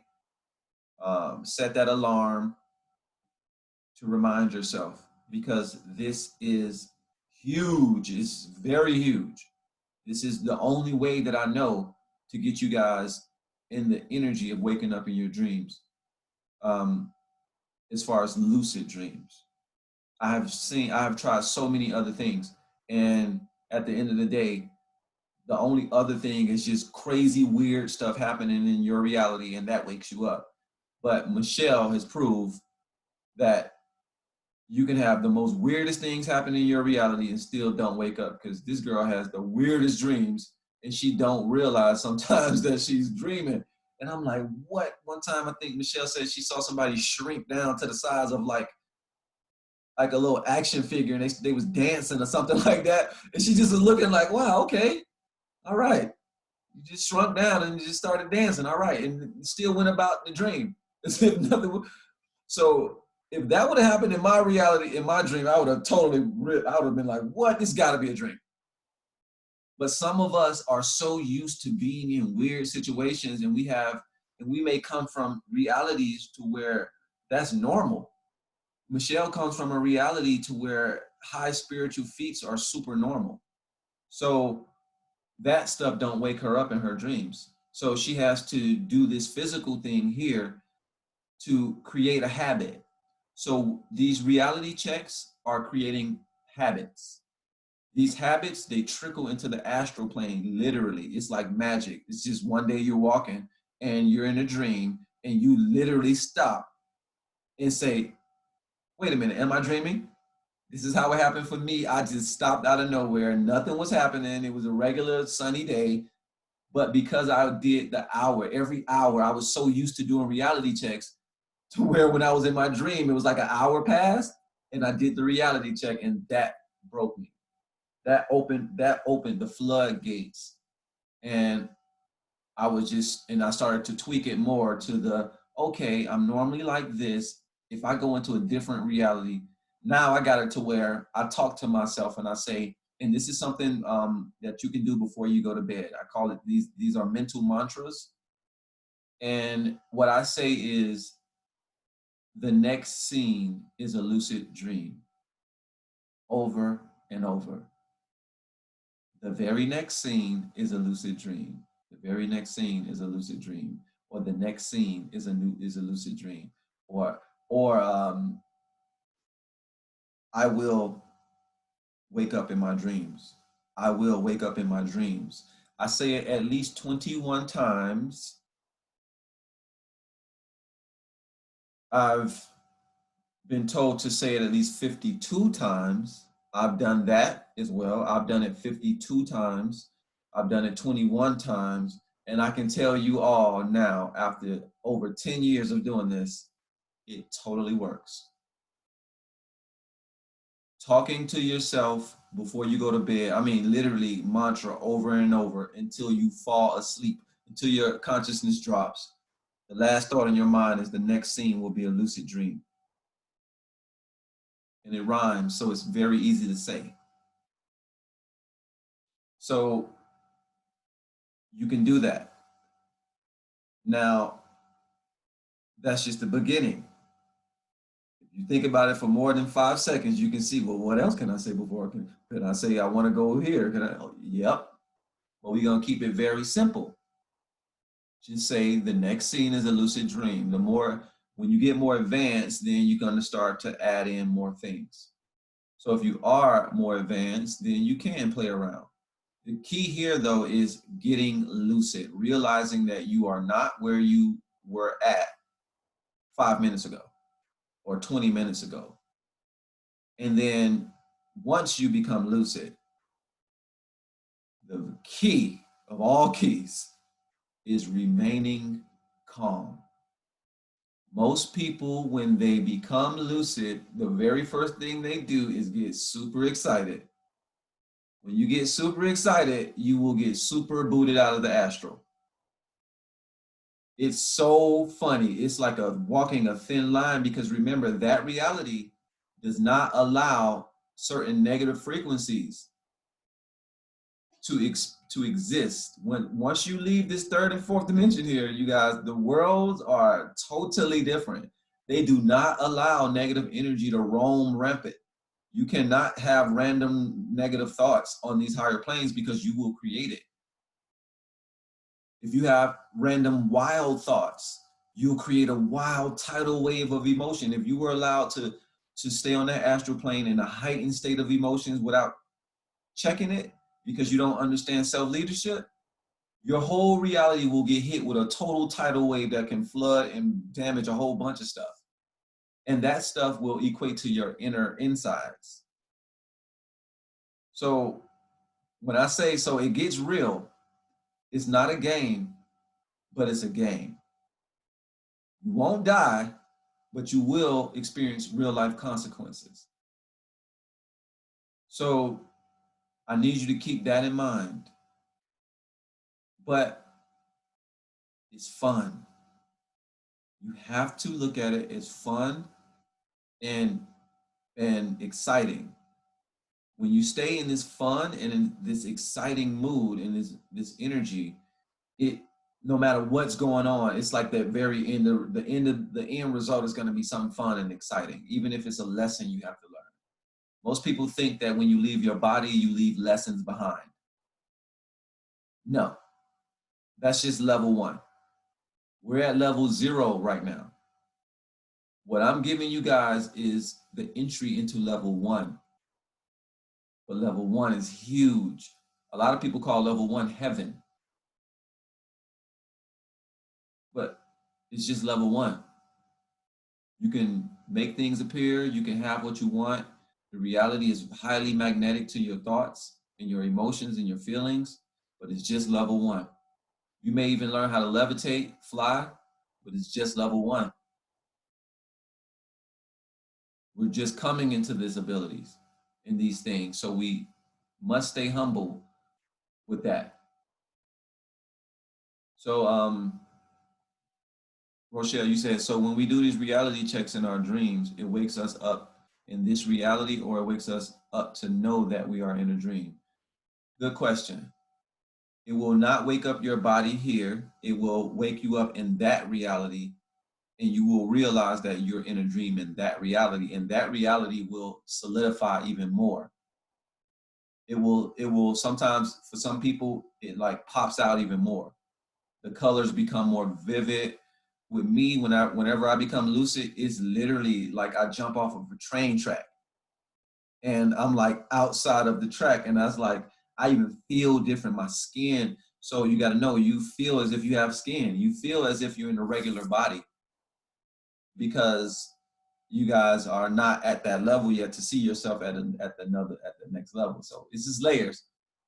So you're going to see yourself in a normal space, and you won't wake up here. What will wake you up here in the bed, and it will yank you back to your body. So whenever we leave our bodies, there's a silver cord that's attached, and the silver cord cannot be destroyed. So this is how we understand it is safe to explore. No matter how far you go, you will never go too far. You will always get recoiled back to your body. As soon as you lose emotionality, or if you get too frightened, or you get too excited, that cord repels and pulls you back. So that's our safety mechanism. Now, I'm experiencing the opposite though. I actually want to stay longer on the astral plane, and I get yanked back. And I'm like, why? So I experience the opposite of that. I'm trying to stay long all the time because time passes there. You can be asleep here for 8 hours, and you can be on the astral plane for 2 weeks. I've experienced, the most I've experienced was almost a week being out of my body, like days going by. But I was here sleep for like maybe 6, 7 hours. I experienced like days, like maybe 5 days on the astral. That was wild. That was amazing. And I was so tired by the end of it. By the end of it, I was like wanting to come back to my body because I was so tired. Um, that's that. Any more questions about the reality checks? Okay, Jay. When we are in OBE, where do you recommend we go? Astros. All right. I'm not talking about the OBEs right now. But wait, let me see. Wait, what if we start practicing and we have an OBE? How do we get back to our body? Oh, snap. I didn't even read that question and I answered it. So that silver cord, Carol, is how you get back. I didn't even read that question. I just answered it anyway. We're here. We're here. So Jake, yeah, when we leave the OBE stuff, we're gonna talk about the OBE stuff the next time. But that question is gonna get answered. Just know that. What else? What else did I want to say? Okay. We talked about that. All right, so next. In order to have the what time? I'm looking at the time, y'all. So how do we go about it? So we got the reality checks, right? So we got the reality, we have the unbending intent. We know the difference now between the lucid dream and the OBE. The OBE is the out of body experience. The lucid dream is the mental. It's more mental and throat chakra based. You can go into different landscapes you can make it up, you can imagine them up, dream them up, and experience it, and actually experience real life, real time healing from those scenarios. So lucid dreams allow you to face your fears a lot of the time. It's kind of a huge training ground. Now, like I say, the OBEs, they're more of the actual reality. So I'm going to talk about that next in the next section. But they are OBEs, you go into actual realities. I just want you to know that. Lucid dreams, you may go into mental mindscapes or throat chakra type of desires. You might go into these desire realms and your desires are being fulfilled. So all of these places do exist. They are real when you go there, but it's a big difference between the OBE realm and these realities. Now, OJ said, what should he specifically tell his wand? Should I sleep with my Ankh wand? Yep. Because he got a wand from me, by the way. So Jacob bought a wand. And these wands, they are extremely well, they're good with intention. So they are extensions of our intention. So you can place your intention to have a lucid dream in your wands, to have your higher self and your friends wake you up in a dream. And you'll be surprised at what happens in the dream to try to get your attention and let you know you're in a dream. So these wands can act as a medium for that, these spiritual tools. But now we're not talking about spiritual tools per se. I want you guys to use intent. No tools, straight up intent only. Your intention is going to bring you into these realities. Now, when you have mastered that intention, it's just going to make your tools even that much more powerful. Because remember, the tools is just extra, that wand is just an extra extension of your hand, of your throat chakra energy. So it's just going to become more powerful. So we want to go with That's why I don't recommend to take things in order to get any of these spiritual feats. I don't do none of that stuff other than natural things like go-to cola, Ethereum gold, ginkgo tea, ginkgo biloba. That's another herb that I always forget, but I shouldn't because it's highly important. It helps with overall brain health and also longevity. Um, what else? Ethereum gold, gold cola, sun gazing. But before I get into that, I need to talk to you guys about energy. So it's all fine and dandy, you wanting to have lucid dreams and out of body experiences. But if you do not have the energy for it, sorry to tell you, it will not happen. This is what I learned. And every time I talk to every group of students, I say different stuff. But this time, you guys are getting the energy message. And it is very, very, very important that we learn how to manage our energy. And we manage it, and we manage it through a little something that we call self-importance, but also our human design strategy and authority. So our human design strategy and authority is the saving grace for every part of our ascension, because this is going to allow us to get out of what we call self-importance. Self-importance can be fatal on the energy body. Self-importance is the number one reason why people are not having lucid dreams and OBEs for the most part, that and non-belief. But self-importance drains our energy. So for example, Facebook, caring about what people say when you drop a message, self-importance. You somehow believe that what you say is important. Me caring about you guys taking my message is me being in self-importance. My job as a messenger is to give you the message. That's it. Whether you take it or not, I cannot be concerned. I know that I do care about you because this is why I'm giving you the message. But if I put any more care into that energy, now I'm flooding into your time frame. I'm leaving my time, I'm leaving my energy, and I'm leaking. So the more we care about, the more we put our energies into other people before dealing with our energies, we leak that energy. That energy is utilized for dreaming and manifestation. You need energy to manifest the life you want. You need energy to have lucid dreams and out of body experiences. I was thinking that I was going to try to have an OBE last night after doing all of that energy work, but then I realized I used a lot of energy. I did not have enough energy to have an OBE. So I just had a regular dream because I could not, I wore myself out. I stayed up super late. I just wore myself out. So we need that energy, and not following your strategy and authority is you going against the grain, AKA a river is flowing to the west, but you say, I want to go east. So you just start going against the grain, going against the tides.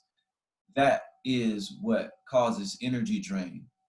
When you don't follow your strategy and authority, it pulls you out of alignment. It pulls you out of the Tao, the art of doing without pressure, or doing the art of doing without force. This is what the Tao really means. It is doing, when they say doing without doing, is really doing without force. Because you're in flow. When you're in flow, you don't have to do anything. You don't use force for anything. The reality is with you, is working with you. You just flow with it. So conserving our energy is huge. Now, this means delegating. If you have children, having grandparents take care of the child, babysitters, anything that you can do to make sure that you have free time to yourself, because you are not here to give 1,000 hours to your child. That is to be in their face all day long. No, like you learn that real quick though as a parent, because you can't do it anyway. It will drive you crazy running around them all day. So you're gonna eventually you're just gonna be like, you know what? He's in the house.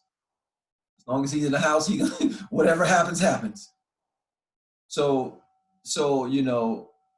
delegating, delegating your energy and allowing the community to appear to you, allowing the reality to show up for you is super important. Because I know I had my son when when it was me, Michelle, and my son here. Michelle was having a tough time. We was having a tough time because I didn't have family around. I didn't have any community around to help me with the energy. So my dreaming practices, what Michelle was there with. My son wasn't really too crazy, so I was still able to keep up with my dreaming practices.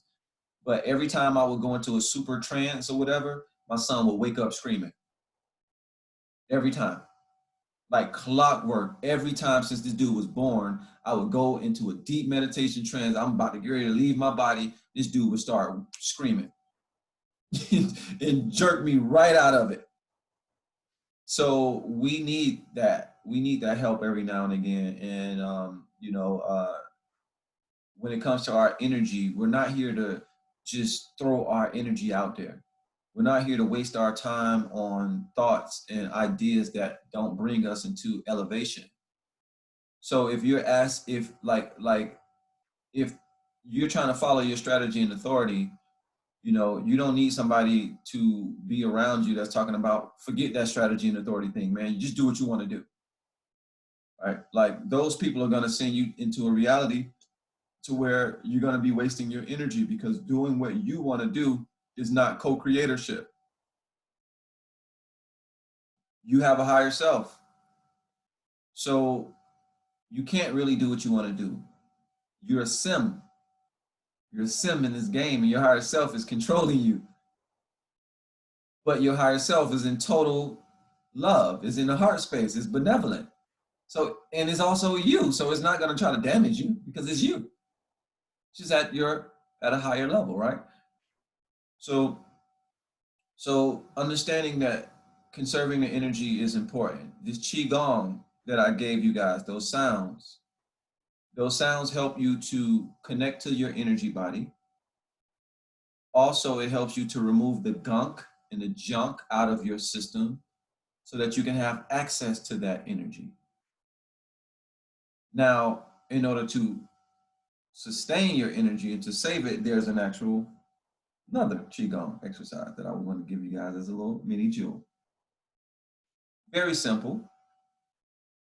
So we have the lower dantian, which is, say, my belly button is here, an inch down, lower dantian, inch down, and then a couple inches in. So you're gonna want to take your hands. Hold on, I got this chat window up. So you're gonna want to take your hands and you're gonna close them as if you're holding a rod, two rods. So you ball your hands like that, as if you're holding the rods. And when you breathe, you're gonna breathe in. You're gonna open up as if you're opening up. And then when you breathe out, you're gonna pull those rods of energy into your lower dantian. So you breathe out to gather, you breathe in to push the energy into the lower center. So your hands come and push it in, like you're pushing in two energetic rods into the lower. You're gonna do this 9 times. And you can, in this exercise, and the more you do it slowly, you wanna do it slow. The slower you do it, the more subtle you start to be able to feel that subtle energy. And this is a practice that needs to be practiced upon because it's going to build up. So this is how you store energy into your lower dantian. This is one way to store the energy. And when you're finished, you place your right hand over the navel in that area, below the navel, right below the navel, and left hand behind. Guys, we do left hand first, right hand on top. And you just breathe, just in and out, not through your mouth, in and out through the nose, into that lower dantian to settle the energy and to store it in there. And you just keep your hand down there for a couple minutes till you feel the need to take it off. And you do this. This is another practice that you can do every day at any given time. There's no set time you should do it or not do it. But you can do nine of those, maybe 3 or 4 sets. So you continuously do this and you'll be continuously pulling in prana energy into your lower dantian, giving you more energy to accomplish your task.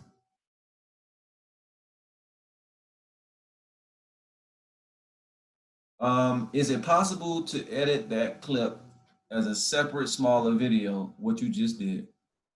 So now you are going to get a lesson in dealing with Kayvon. The answer is no.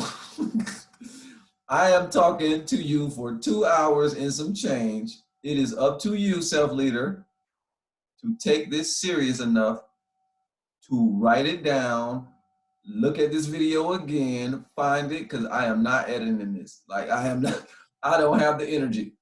And that's just one thing to know about me, y'all. I don't have the energy to go extra and beyond. So this is why I need you all to really tune in, because it's not that I don't want to do it really.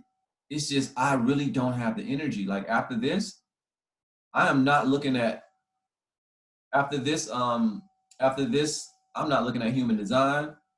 I'm not looking at lucid dreams. I'm probably gonna go get on my bike and like totally go out into the reality and like soak up the sunlight. So pay attention, please. So what I just gave you, this little qigong exercise, just it's a quick qigong, quick pulling the energy, super easy. Come back to the video if you forget it. Yep. See timestamps, all that. Look, I don't even know how to edit this. Look, I don't even know how to edit it, but I don't even want to learn how to edit it, just to let you know. So don't send me nothing about editing videos because I ain't gonna learn it. I don't want to do it. That's too much work. That's 1-3 energy right there, man. That's too close. That 1-3 is woof. Woo. That's chaos, man. But anyway, I'm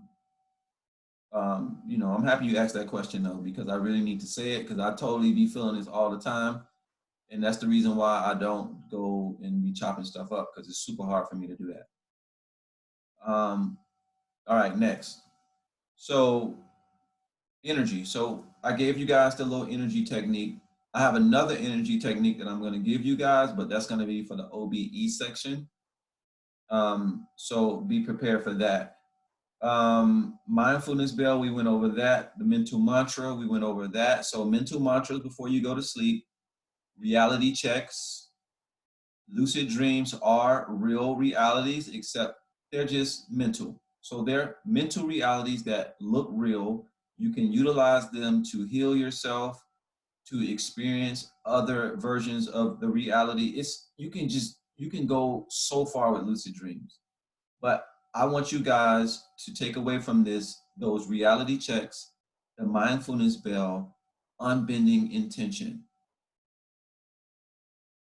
Last but not least, we have something called recapitulation.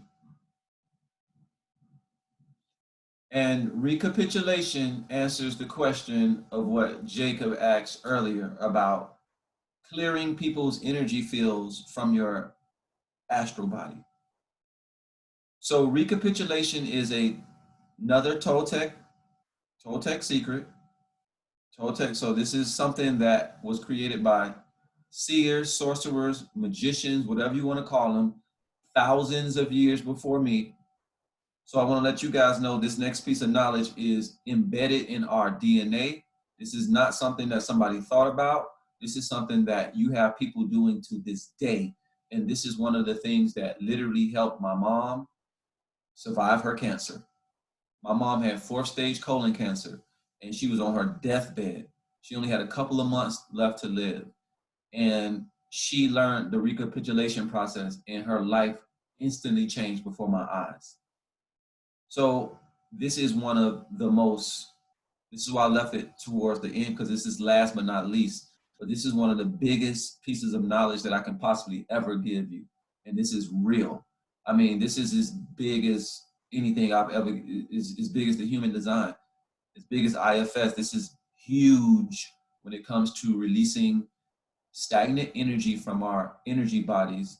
This is also huge when it comes to actual immortality of your personality. Meaning, with this knowledge, you gain the ability to be you forever, pretty much. So Rochelle will leave this reality as Rochelle and then still be Rochelle, as opposed to leaving this reality, going back up into source, coming back as Glenda, you know. And now Glenda has this memory of Rochelle's past, of a past lifetime when she was Rochelle. We ain't playing that game no more. We're walking up out of this piece, and we're going to continue our expansion forever. So this is what this school is. This is what my intention is. Unbending intent. I ain't playing with that one. You guys are becoming immortal. And that's what I'm saying. So that's my intent. I don't even have to think about it no more. Simple. So recapitulation. This is the art of recovering your lost energy. Our relationships, from our parents, relatives, to our lovers, we have all kept a little piece of that energy in us. And it's literally sitting there like on a film. So what part broke up, Carol? Well, I'm gonna, you'll get it. So the recapitulation is like the art of recovering the art of recovering our lost, stuck energy. So like I say, every relationship that you have a piece of yourself still there. What most people don't know is that our reality is like a film. It's literally like a film strip. So when you get to certain levels of the reality, you can move this film strip. When I say it's a film strip, y'all, I'm not joking. I had an OBE, walked outside, the reality in front of us lifted off of its axis and literally started flowing in front of me like different film. And it was a tropical reality, and it was my reality out there. A tropical reality, my reality out there. It was going through these two pieces of film, back to back to back, and then it finally ended on the tropical reality. This happened last year or this year, earlier. I think it happened last year when I had that vision, that OBE, that my reality, like the actual film came out, the film like loosened and my reality shifted. So we're literally in film. Every moment of your life has been recorded, like, and this is what they call the Akashic Records. So we know this to be true because we've heard of the Akashic Records. So every single moment, even this moment that we're in right now, is literally like different films, just different frames. So we have the ability to go back and to rewind those frames and to reclaim that energy and to bring it back to us now, to bring wholeness into our life now. The reason why people are going through reincarnation is because they're not doing what I'm about to tell you all. They don't give their energy back to the spirit before they die. They wait until they die and then they have a recall of their memories. You ever heard of people dying and then they say, okay, you're going to have a life review? Everybody should, at this point, should have, there's so many movies out there. They always talk about when people die, they say your life flashes before your eyes, or you go into a place to where you have a life review and you have to review your life. It was like in the Bible or something, like you review your life in front of peers and all of this. But what it's really talking about is what they call in the Toltec lineage, the black eagle. And what one shaman saw was a spirit descending out of the mouth of what looks like a black eagle. And the spirit went inside a lady's belly. And then 9 or 10 months later, the baby is born. This baby lives a life, going through life every day, and then dies. That same ball of energy comes out of that dead body, floats right back up into the mouth of the black eagle. This is what happens when people die that are not awake. That black eagle takes you in, AKA source, spits you back out to have another experience, right? Another life. When you reach certain levels of recapitulation, because you have been giving the black eagle a facsimile of your life while you're alive, this grants you the ability to not have to go into the mouth of the black eagle, and your energy comes back whole as you are, and you walk this plane as an immortal being. I'm only telling you guys this because there's people out here that's like that now. Hang on. So this is super duper deep. Recapitulation is the practice of writing down a list. So you can create at least 3 different lists.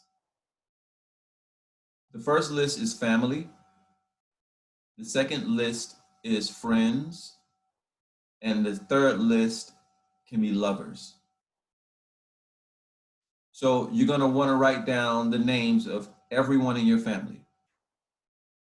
You're going to write down the names of all of your friends from birth that you can remember, all of your family members from birth that you can remember, all of your lovers that you can remember. So first you start off with family. So we're going to start off with the energy of dad. So not only is this a mental exercise, this is also a semi-physical exercise. By utilizing the breath as the vehicle to transfer the spirit, we're going to allow our breath to take us back into the past. And we're going to also allow that same breath to bring the energy from the past into the future, to illuminate our energy here. So what we do in recapitulation is we say dad, and we take a long breath to the left. So we breathe into the left. When you breathe into the left, it has the ability of pulling you back into the past. So you breathe into the left to go back into the memory. When you breathe out, you fan the energy in your head to the right. Breathing out. So you breathe in through the nose, to the left, to take you back in time to the very first memory of your dad. You see him, you forgive him, you love him, ho'oponopono. You breathe out. You take his stuck energy in the past, give it to him wherever he is, whether he's alive or not. And at the same time, you take that energy from the past and you empower yourself in the now. So when you breathe in back, you're bringing back you're going back into that energy, reclaiming that energy. When you breathe out, yeah, you're dispersing the negative frequencies, but also pulling that energy from the past into the present, empowering both parties. The key to recapitulation is when you go back. So this is a back and forth process. So as you're breathing left, you're fanning your head from left to right. So there's three things. So you fan from left to right, left, take you back, right, brings the energy back to the present. Without a breath, the third step to the recapitulation process is without a breath, you go left, you go right to cut the cord. So you breathe in left to go back into the past, to reclaim the energy, also to forgive the situation, to feel the situation. Sometimes when you go back into the past, you feel the pain of it, you feel the hurt of it, you start crying. Your job is to allow that to happen. Forgive yourself, forgive that person, because it can be negative memories that come up. So you forgive that person, you forgive yourself. When you breathe out, you're coming back to the future empowered, empowering your now moment. This is something that you guys are going to feel. This is not something that's going to stay. This is not a mental exercise. This is slowly displacing what we call your assemblage point. This is creating a slow and steady displacement of your assemblage point. I'm going to explain to you more about the assemblage point next lecture, but just know the assemblage point is what we use to view this reality here. If my assemblage point were to shift 1 degree up, I would no longer see you guys, and I may be on Jupiter, and I may be talking to a group of people or a group of students on Jupiter, but totally not seeing you all. Like I will be in another reality according to my perception. So this is how we start connecting more and more to our lucid dreaming, our out-of-body experiencing, and our multidimensionality. We first have to loosen up our grip on this reality because we think that this is real. So this recapitulation process, it helps you to mine stuck energy. So I did this with all of with as many people as I can. You know, I still haven't finished my family yet, by the way, y'all. Like this. So this is a real energetic exercise. And while you're doing the recapitulation process, you may not have a lot of dreams. You may not have a lot of vivid dreams. You may not even have lucid dreams, because this is something that we use to clear the ground before we step into it. So this clears your energy body. This clears the ground to you to have for you to have more lucid dreams. And this is one of the linchpins in having out-of-body experiences. I don't even know any true people who haven't done this process naturally who are having OBEs like me. I've been having OBEs, especially like I think last week I was having OBE almost every day. You know, and it's because I've done this work, and this work never ends. So I'm going to give you guys, HemiSync. These, I don't know if you guys ever heard of HemiSync, but HemiSync is from this place called the Monroe Institute. And this guy, his name is Robert Monroe, and he's like a lucid dream OBE master. And he has a whole institute that teaches people how to connect to these frequencies and leave their bodies and all type of stuff. So I went through that little mini program of listening through this one CD. And I want to share this with you all because it was so huge for me. So I'm going to be giving that to you guys within our Facebook group. So look around for that. And that's more physical exercise. This is something that you can listen to. And it's going to create and take you to this place called, it's going to take you to a beach, really. And you're going to create something called the energy conversion box. And this energy conversion box is something that I use to this day to to release the energies and the memories of today. I'm going to put those in that box so that, excuse me, so that my dreams tonight don't reflect what I've went through today. So we have a lot of deepness to go through. You guys have a lot of exploring to do and uncovering to do on your own. This is a very personal time during this section of the school. It's so important that you guys go inside and you really face yourself, right? This is the energy of this. Yeah, and Michelle says she's gonna post the instructions of the recapitulation process in the Facebook group. So that's a part that does kind of has its own little section, because like I say, it's one of the most important things that we can do right now. So I want you guys to really, really take that in, and to remember, you breathe in, breathe out, no breath, breathe in, breathe out, no breath, and you just keep doing that. Now, Rochelle said, do we breathe a certain amount of time from the left to the right, or just until we feel it's done? Until you feel it's done. I have another more advanced aspect of it, but I haven't really practiced it myself that much. So, you know, I'm not sure. So this other teaching I heard was when you do, you breathe and you count to 13, and then you release, and then you do 13 that way, and you do it 4 times until you hit 52. 52 again. So you can do 13 in breath. So you breathe 1, 2, 3, 4, 5, 6, 7, 8, 9, 10, 11, 12, 13.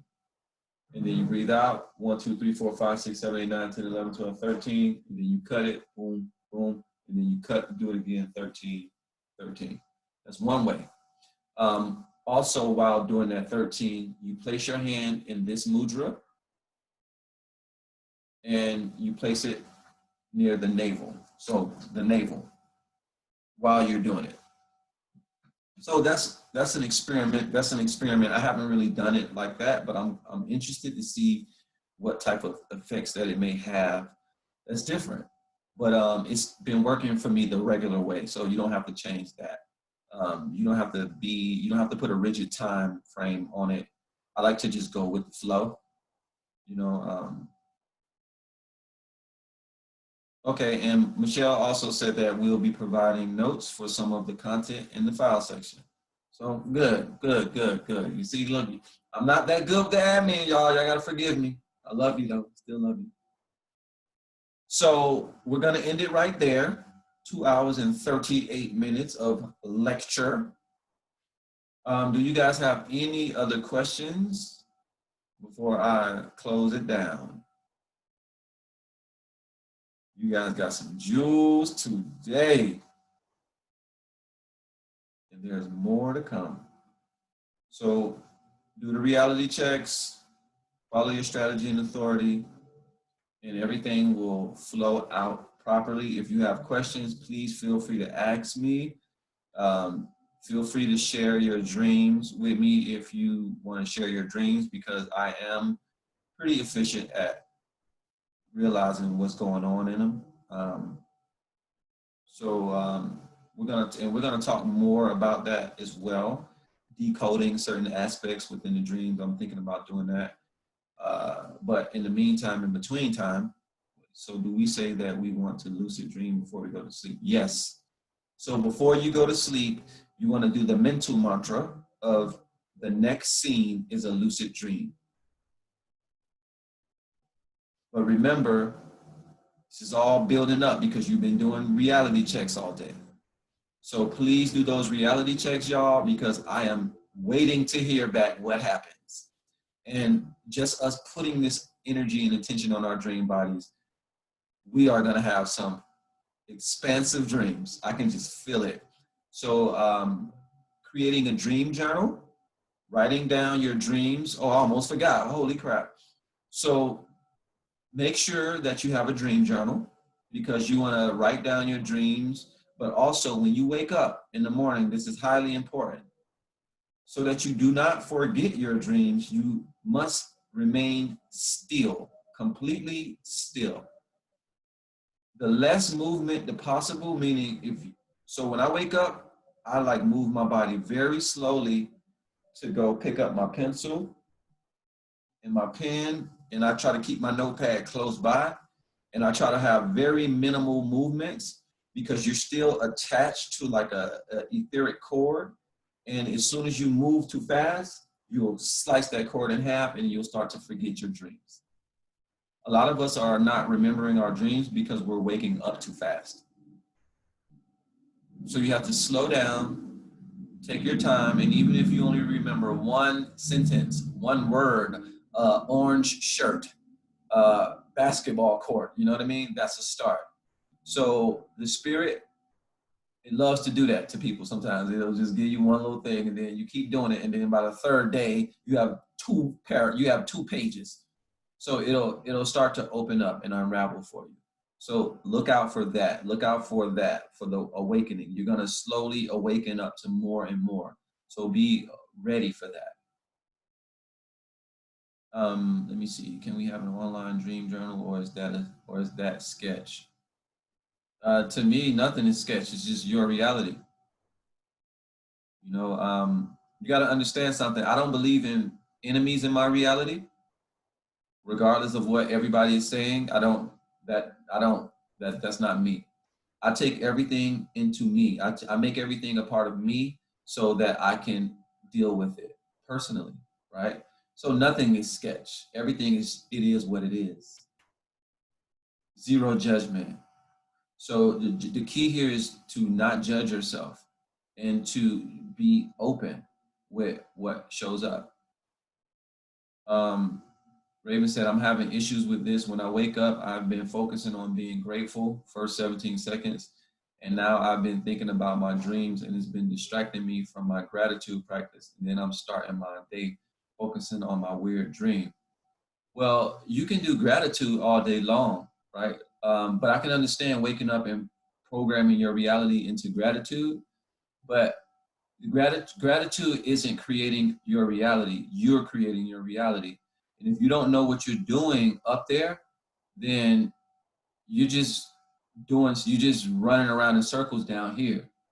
So the key here is writing down these dreams so that we can get familiar with our higher astral body movements. This reality is the results reality, not the create reality.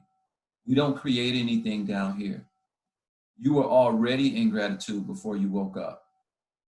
So know that this is just a trickle down, and it won't stop you because eventually you get strong at this, and like it's just nothing stops you. Like I can write down my dream and then reprogram everything into the reality. But you're hitting on something because that is the as above reality. This is the below. Every day, Tanya, you are living out what you dreamed about, whether you know it or not. This is the reason why we need to become lucid and conscious of what we're doing there, because we need to know that we're playing out our dreams here. So you say when you don't do the gratitude practice, you end up playing out your weird dream. The key here is you've always been playing out your weird dream the whole time. It's just you're shielding yourself with the gratitude, right? But you don't have to stop that. Like, I don't want you to stop that because that's amazing. But just know whether you do it the first seconds you get up or you do it continuously throughout the day, you'll eventually build up a pool and a foundation of gratitude. And you'll never have to even think about it again. You'll just be in it and you'll radiate it as a beacon. So remember, this knowledge is bringing you into the knowledge of becoming a beacon. Ding. So when you become that beacon, you're in it. Gratitude, love, light, expansion, everything. And you're remembering your dreams. But remember, this is just first level. This isn't advanced dream work. This is first level. Getting lucid, understanding your energy body from a basic and foundational level. And when you do it from the foundational level, you do it the right way. You don't go into fear. You go directly into what it is that you are, which is love and exploration and curiosity. So just know that the only way you can mess this up is by not doing it. So write down your dreams, please. That way you understand what's happening. That way you actually have a chance to do something about it. Now I'm letting you know, I have knowledge to do something about dreams after you've had them. So I don't want you to think that you are being left hanging, right? Because you might have a crazy, weird dream that you do not want to experience that day, right? You don't want that dream to trickle down into the reality. There are certain things that you can do to stop that from happening.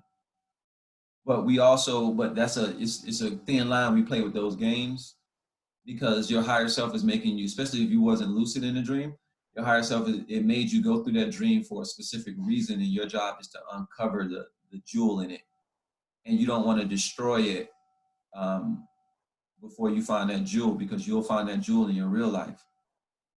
So always know that a lot of times when we have problematic dreams and things like that, or challenging dreams or challenging situations in life, if you can flow through it, you will get the prize at the end of it. And it will make you that much more stronger than when you went into it, which creates more energy, more abundance, more love, more flow. So I hope that helps you. Write down your dreams, please. But stay in gratitude. I like that first 17 seconds, staying in gratitude. That's some Q energy right there. 17 seconds, come on now. But that's deep, because when you first wake up, it's Tanya, you just hitting on something, man. I'm gonna have to talk. I'm gonna talk about it in my OBEs, man. But you hitting on something deep. I don't want to go too deep, because I can talk to y'all for another hour about this, because it's a very special moment in those first couple of seconds when you wake up. But just know, you all, this is just first level. First level, you got to write down your dreams. Maybe the next level, you don't.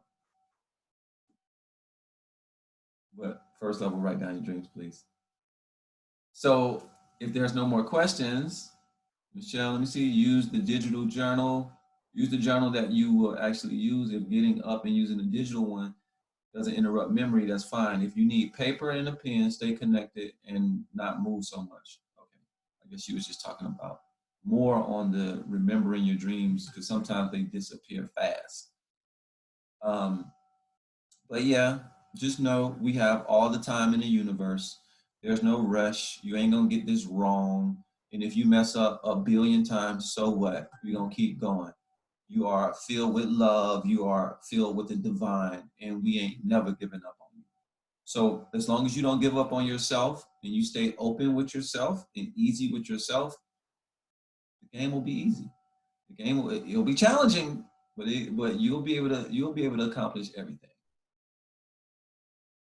You're welcome, Carol. You're welcome. So with that being said, y'all, you know I love you. Kayvon, before you jump off, I just want to let everybody know, please keep checking the files section of the Facebook page, because I'm putting a lot of good stuff up there. I didn't put the Ruach circuit yet because you didn't handle it today. It might be in the lucid dreaming notes, because the lucid dreaming notes I'm sharing are from a previous class. I did also put up the HemiSync guidebooks, because I'm assuming you'll be sending that out soon. So I just want everyone to know that it is all in the files section, that there's like so much good stuff there. So just be aware of that. Thank you. Thank you for that. Yes. So definitely look at the files. The HemiSync is going to come with the book. You're talking about that manual, right, Michelle? Oh, yeah. Yes. Oh, hold up. Jacob got my. Oh, dang! He got the twin wand, man. Yeah, that's the bad boy right there. I got the other one. The other one I don't know where it's at though. Dang. Yo, that one right there, that shape that I did is like hold on, I gotta put you on the big screen, man. Yeah, that's the one that I made for him. That thing there don't play, yo. It's like it keeps. I made that to help you with to keep your mental energy. You see how everything is in the middle of that wand. Everything is centered. That wand helps you to stay. That wand helps you to stay centered. Yes, sir. Helps you to stay centered, my brother. So also the gold before I leave, Ethereum gold, it has the benefit of keeping you centered in the middle as well. And remember, in order to stay lucid in the dream, you don't want to get too excited. You don't want to get too frightened because that'll pull you out. You want to walk that middle line. So the more calm you are, the more in your center you are, the longer your dream will be, the more experience you can have. So always keep that in mind. Also, sun gazing. I didn't say it too much, but sun gazing is super important. You can Google it. A lot of people have been putting information on sun gazing and the benefits of it. I've been sun gazing since 2010. It totally changed my life. Totally. That is the ultimate medicine. That is the ultimate mental medicine.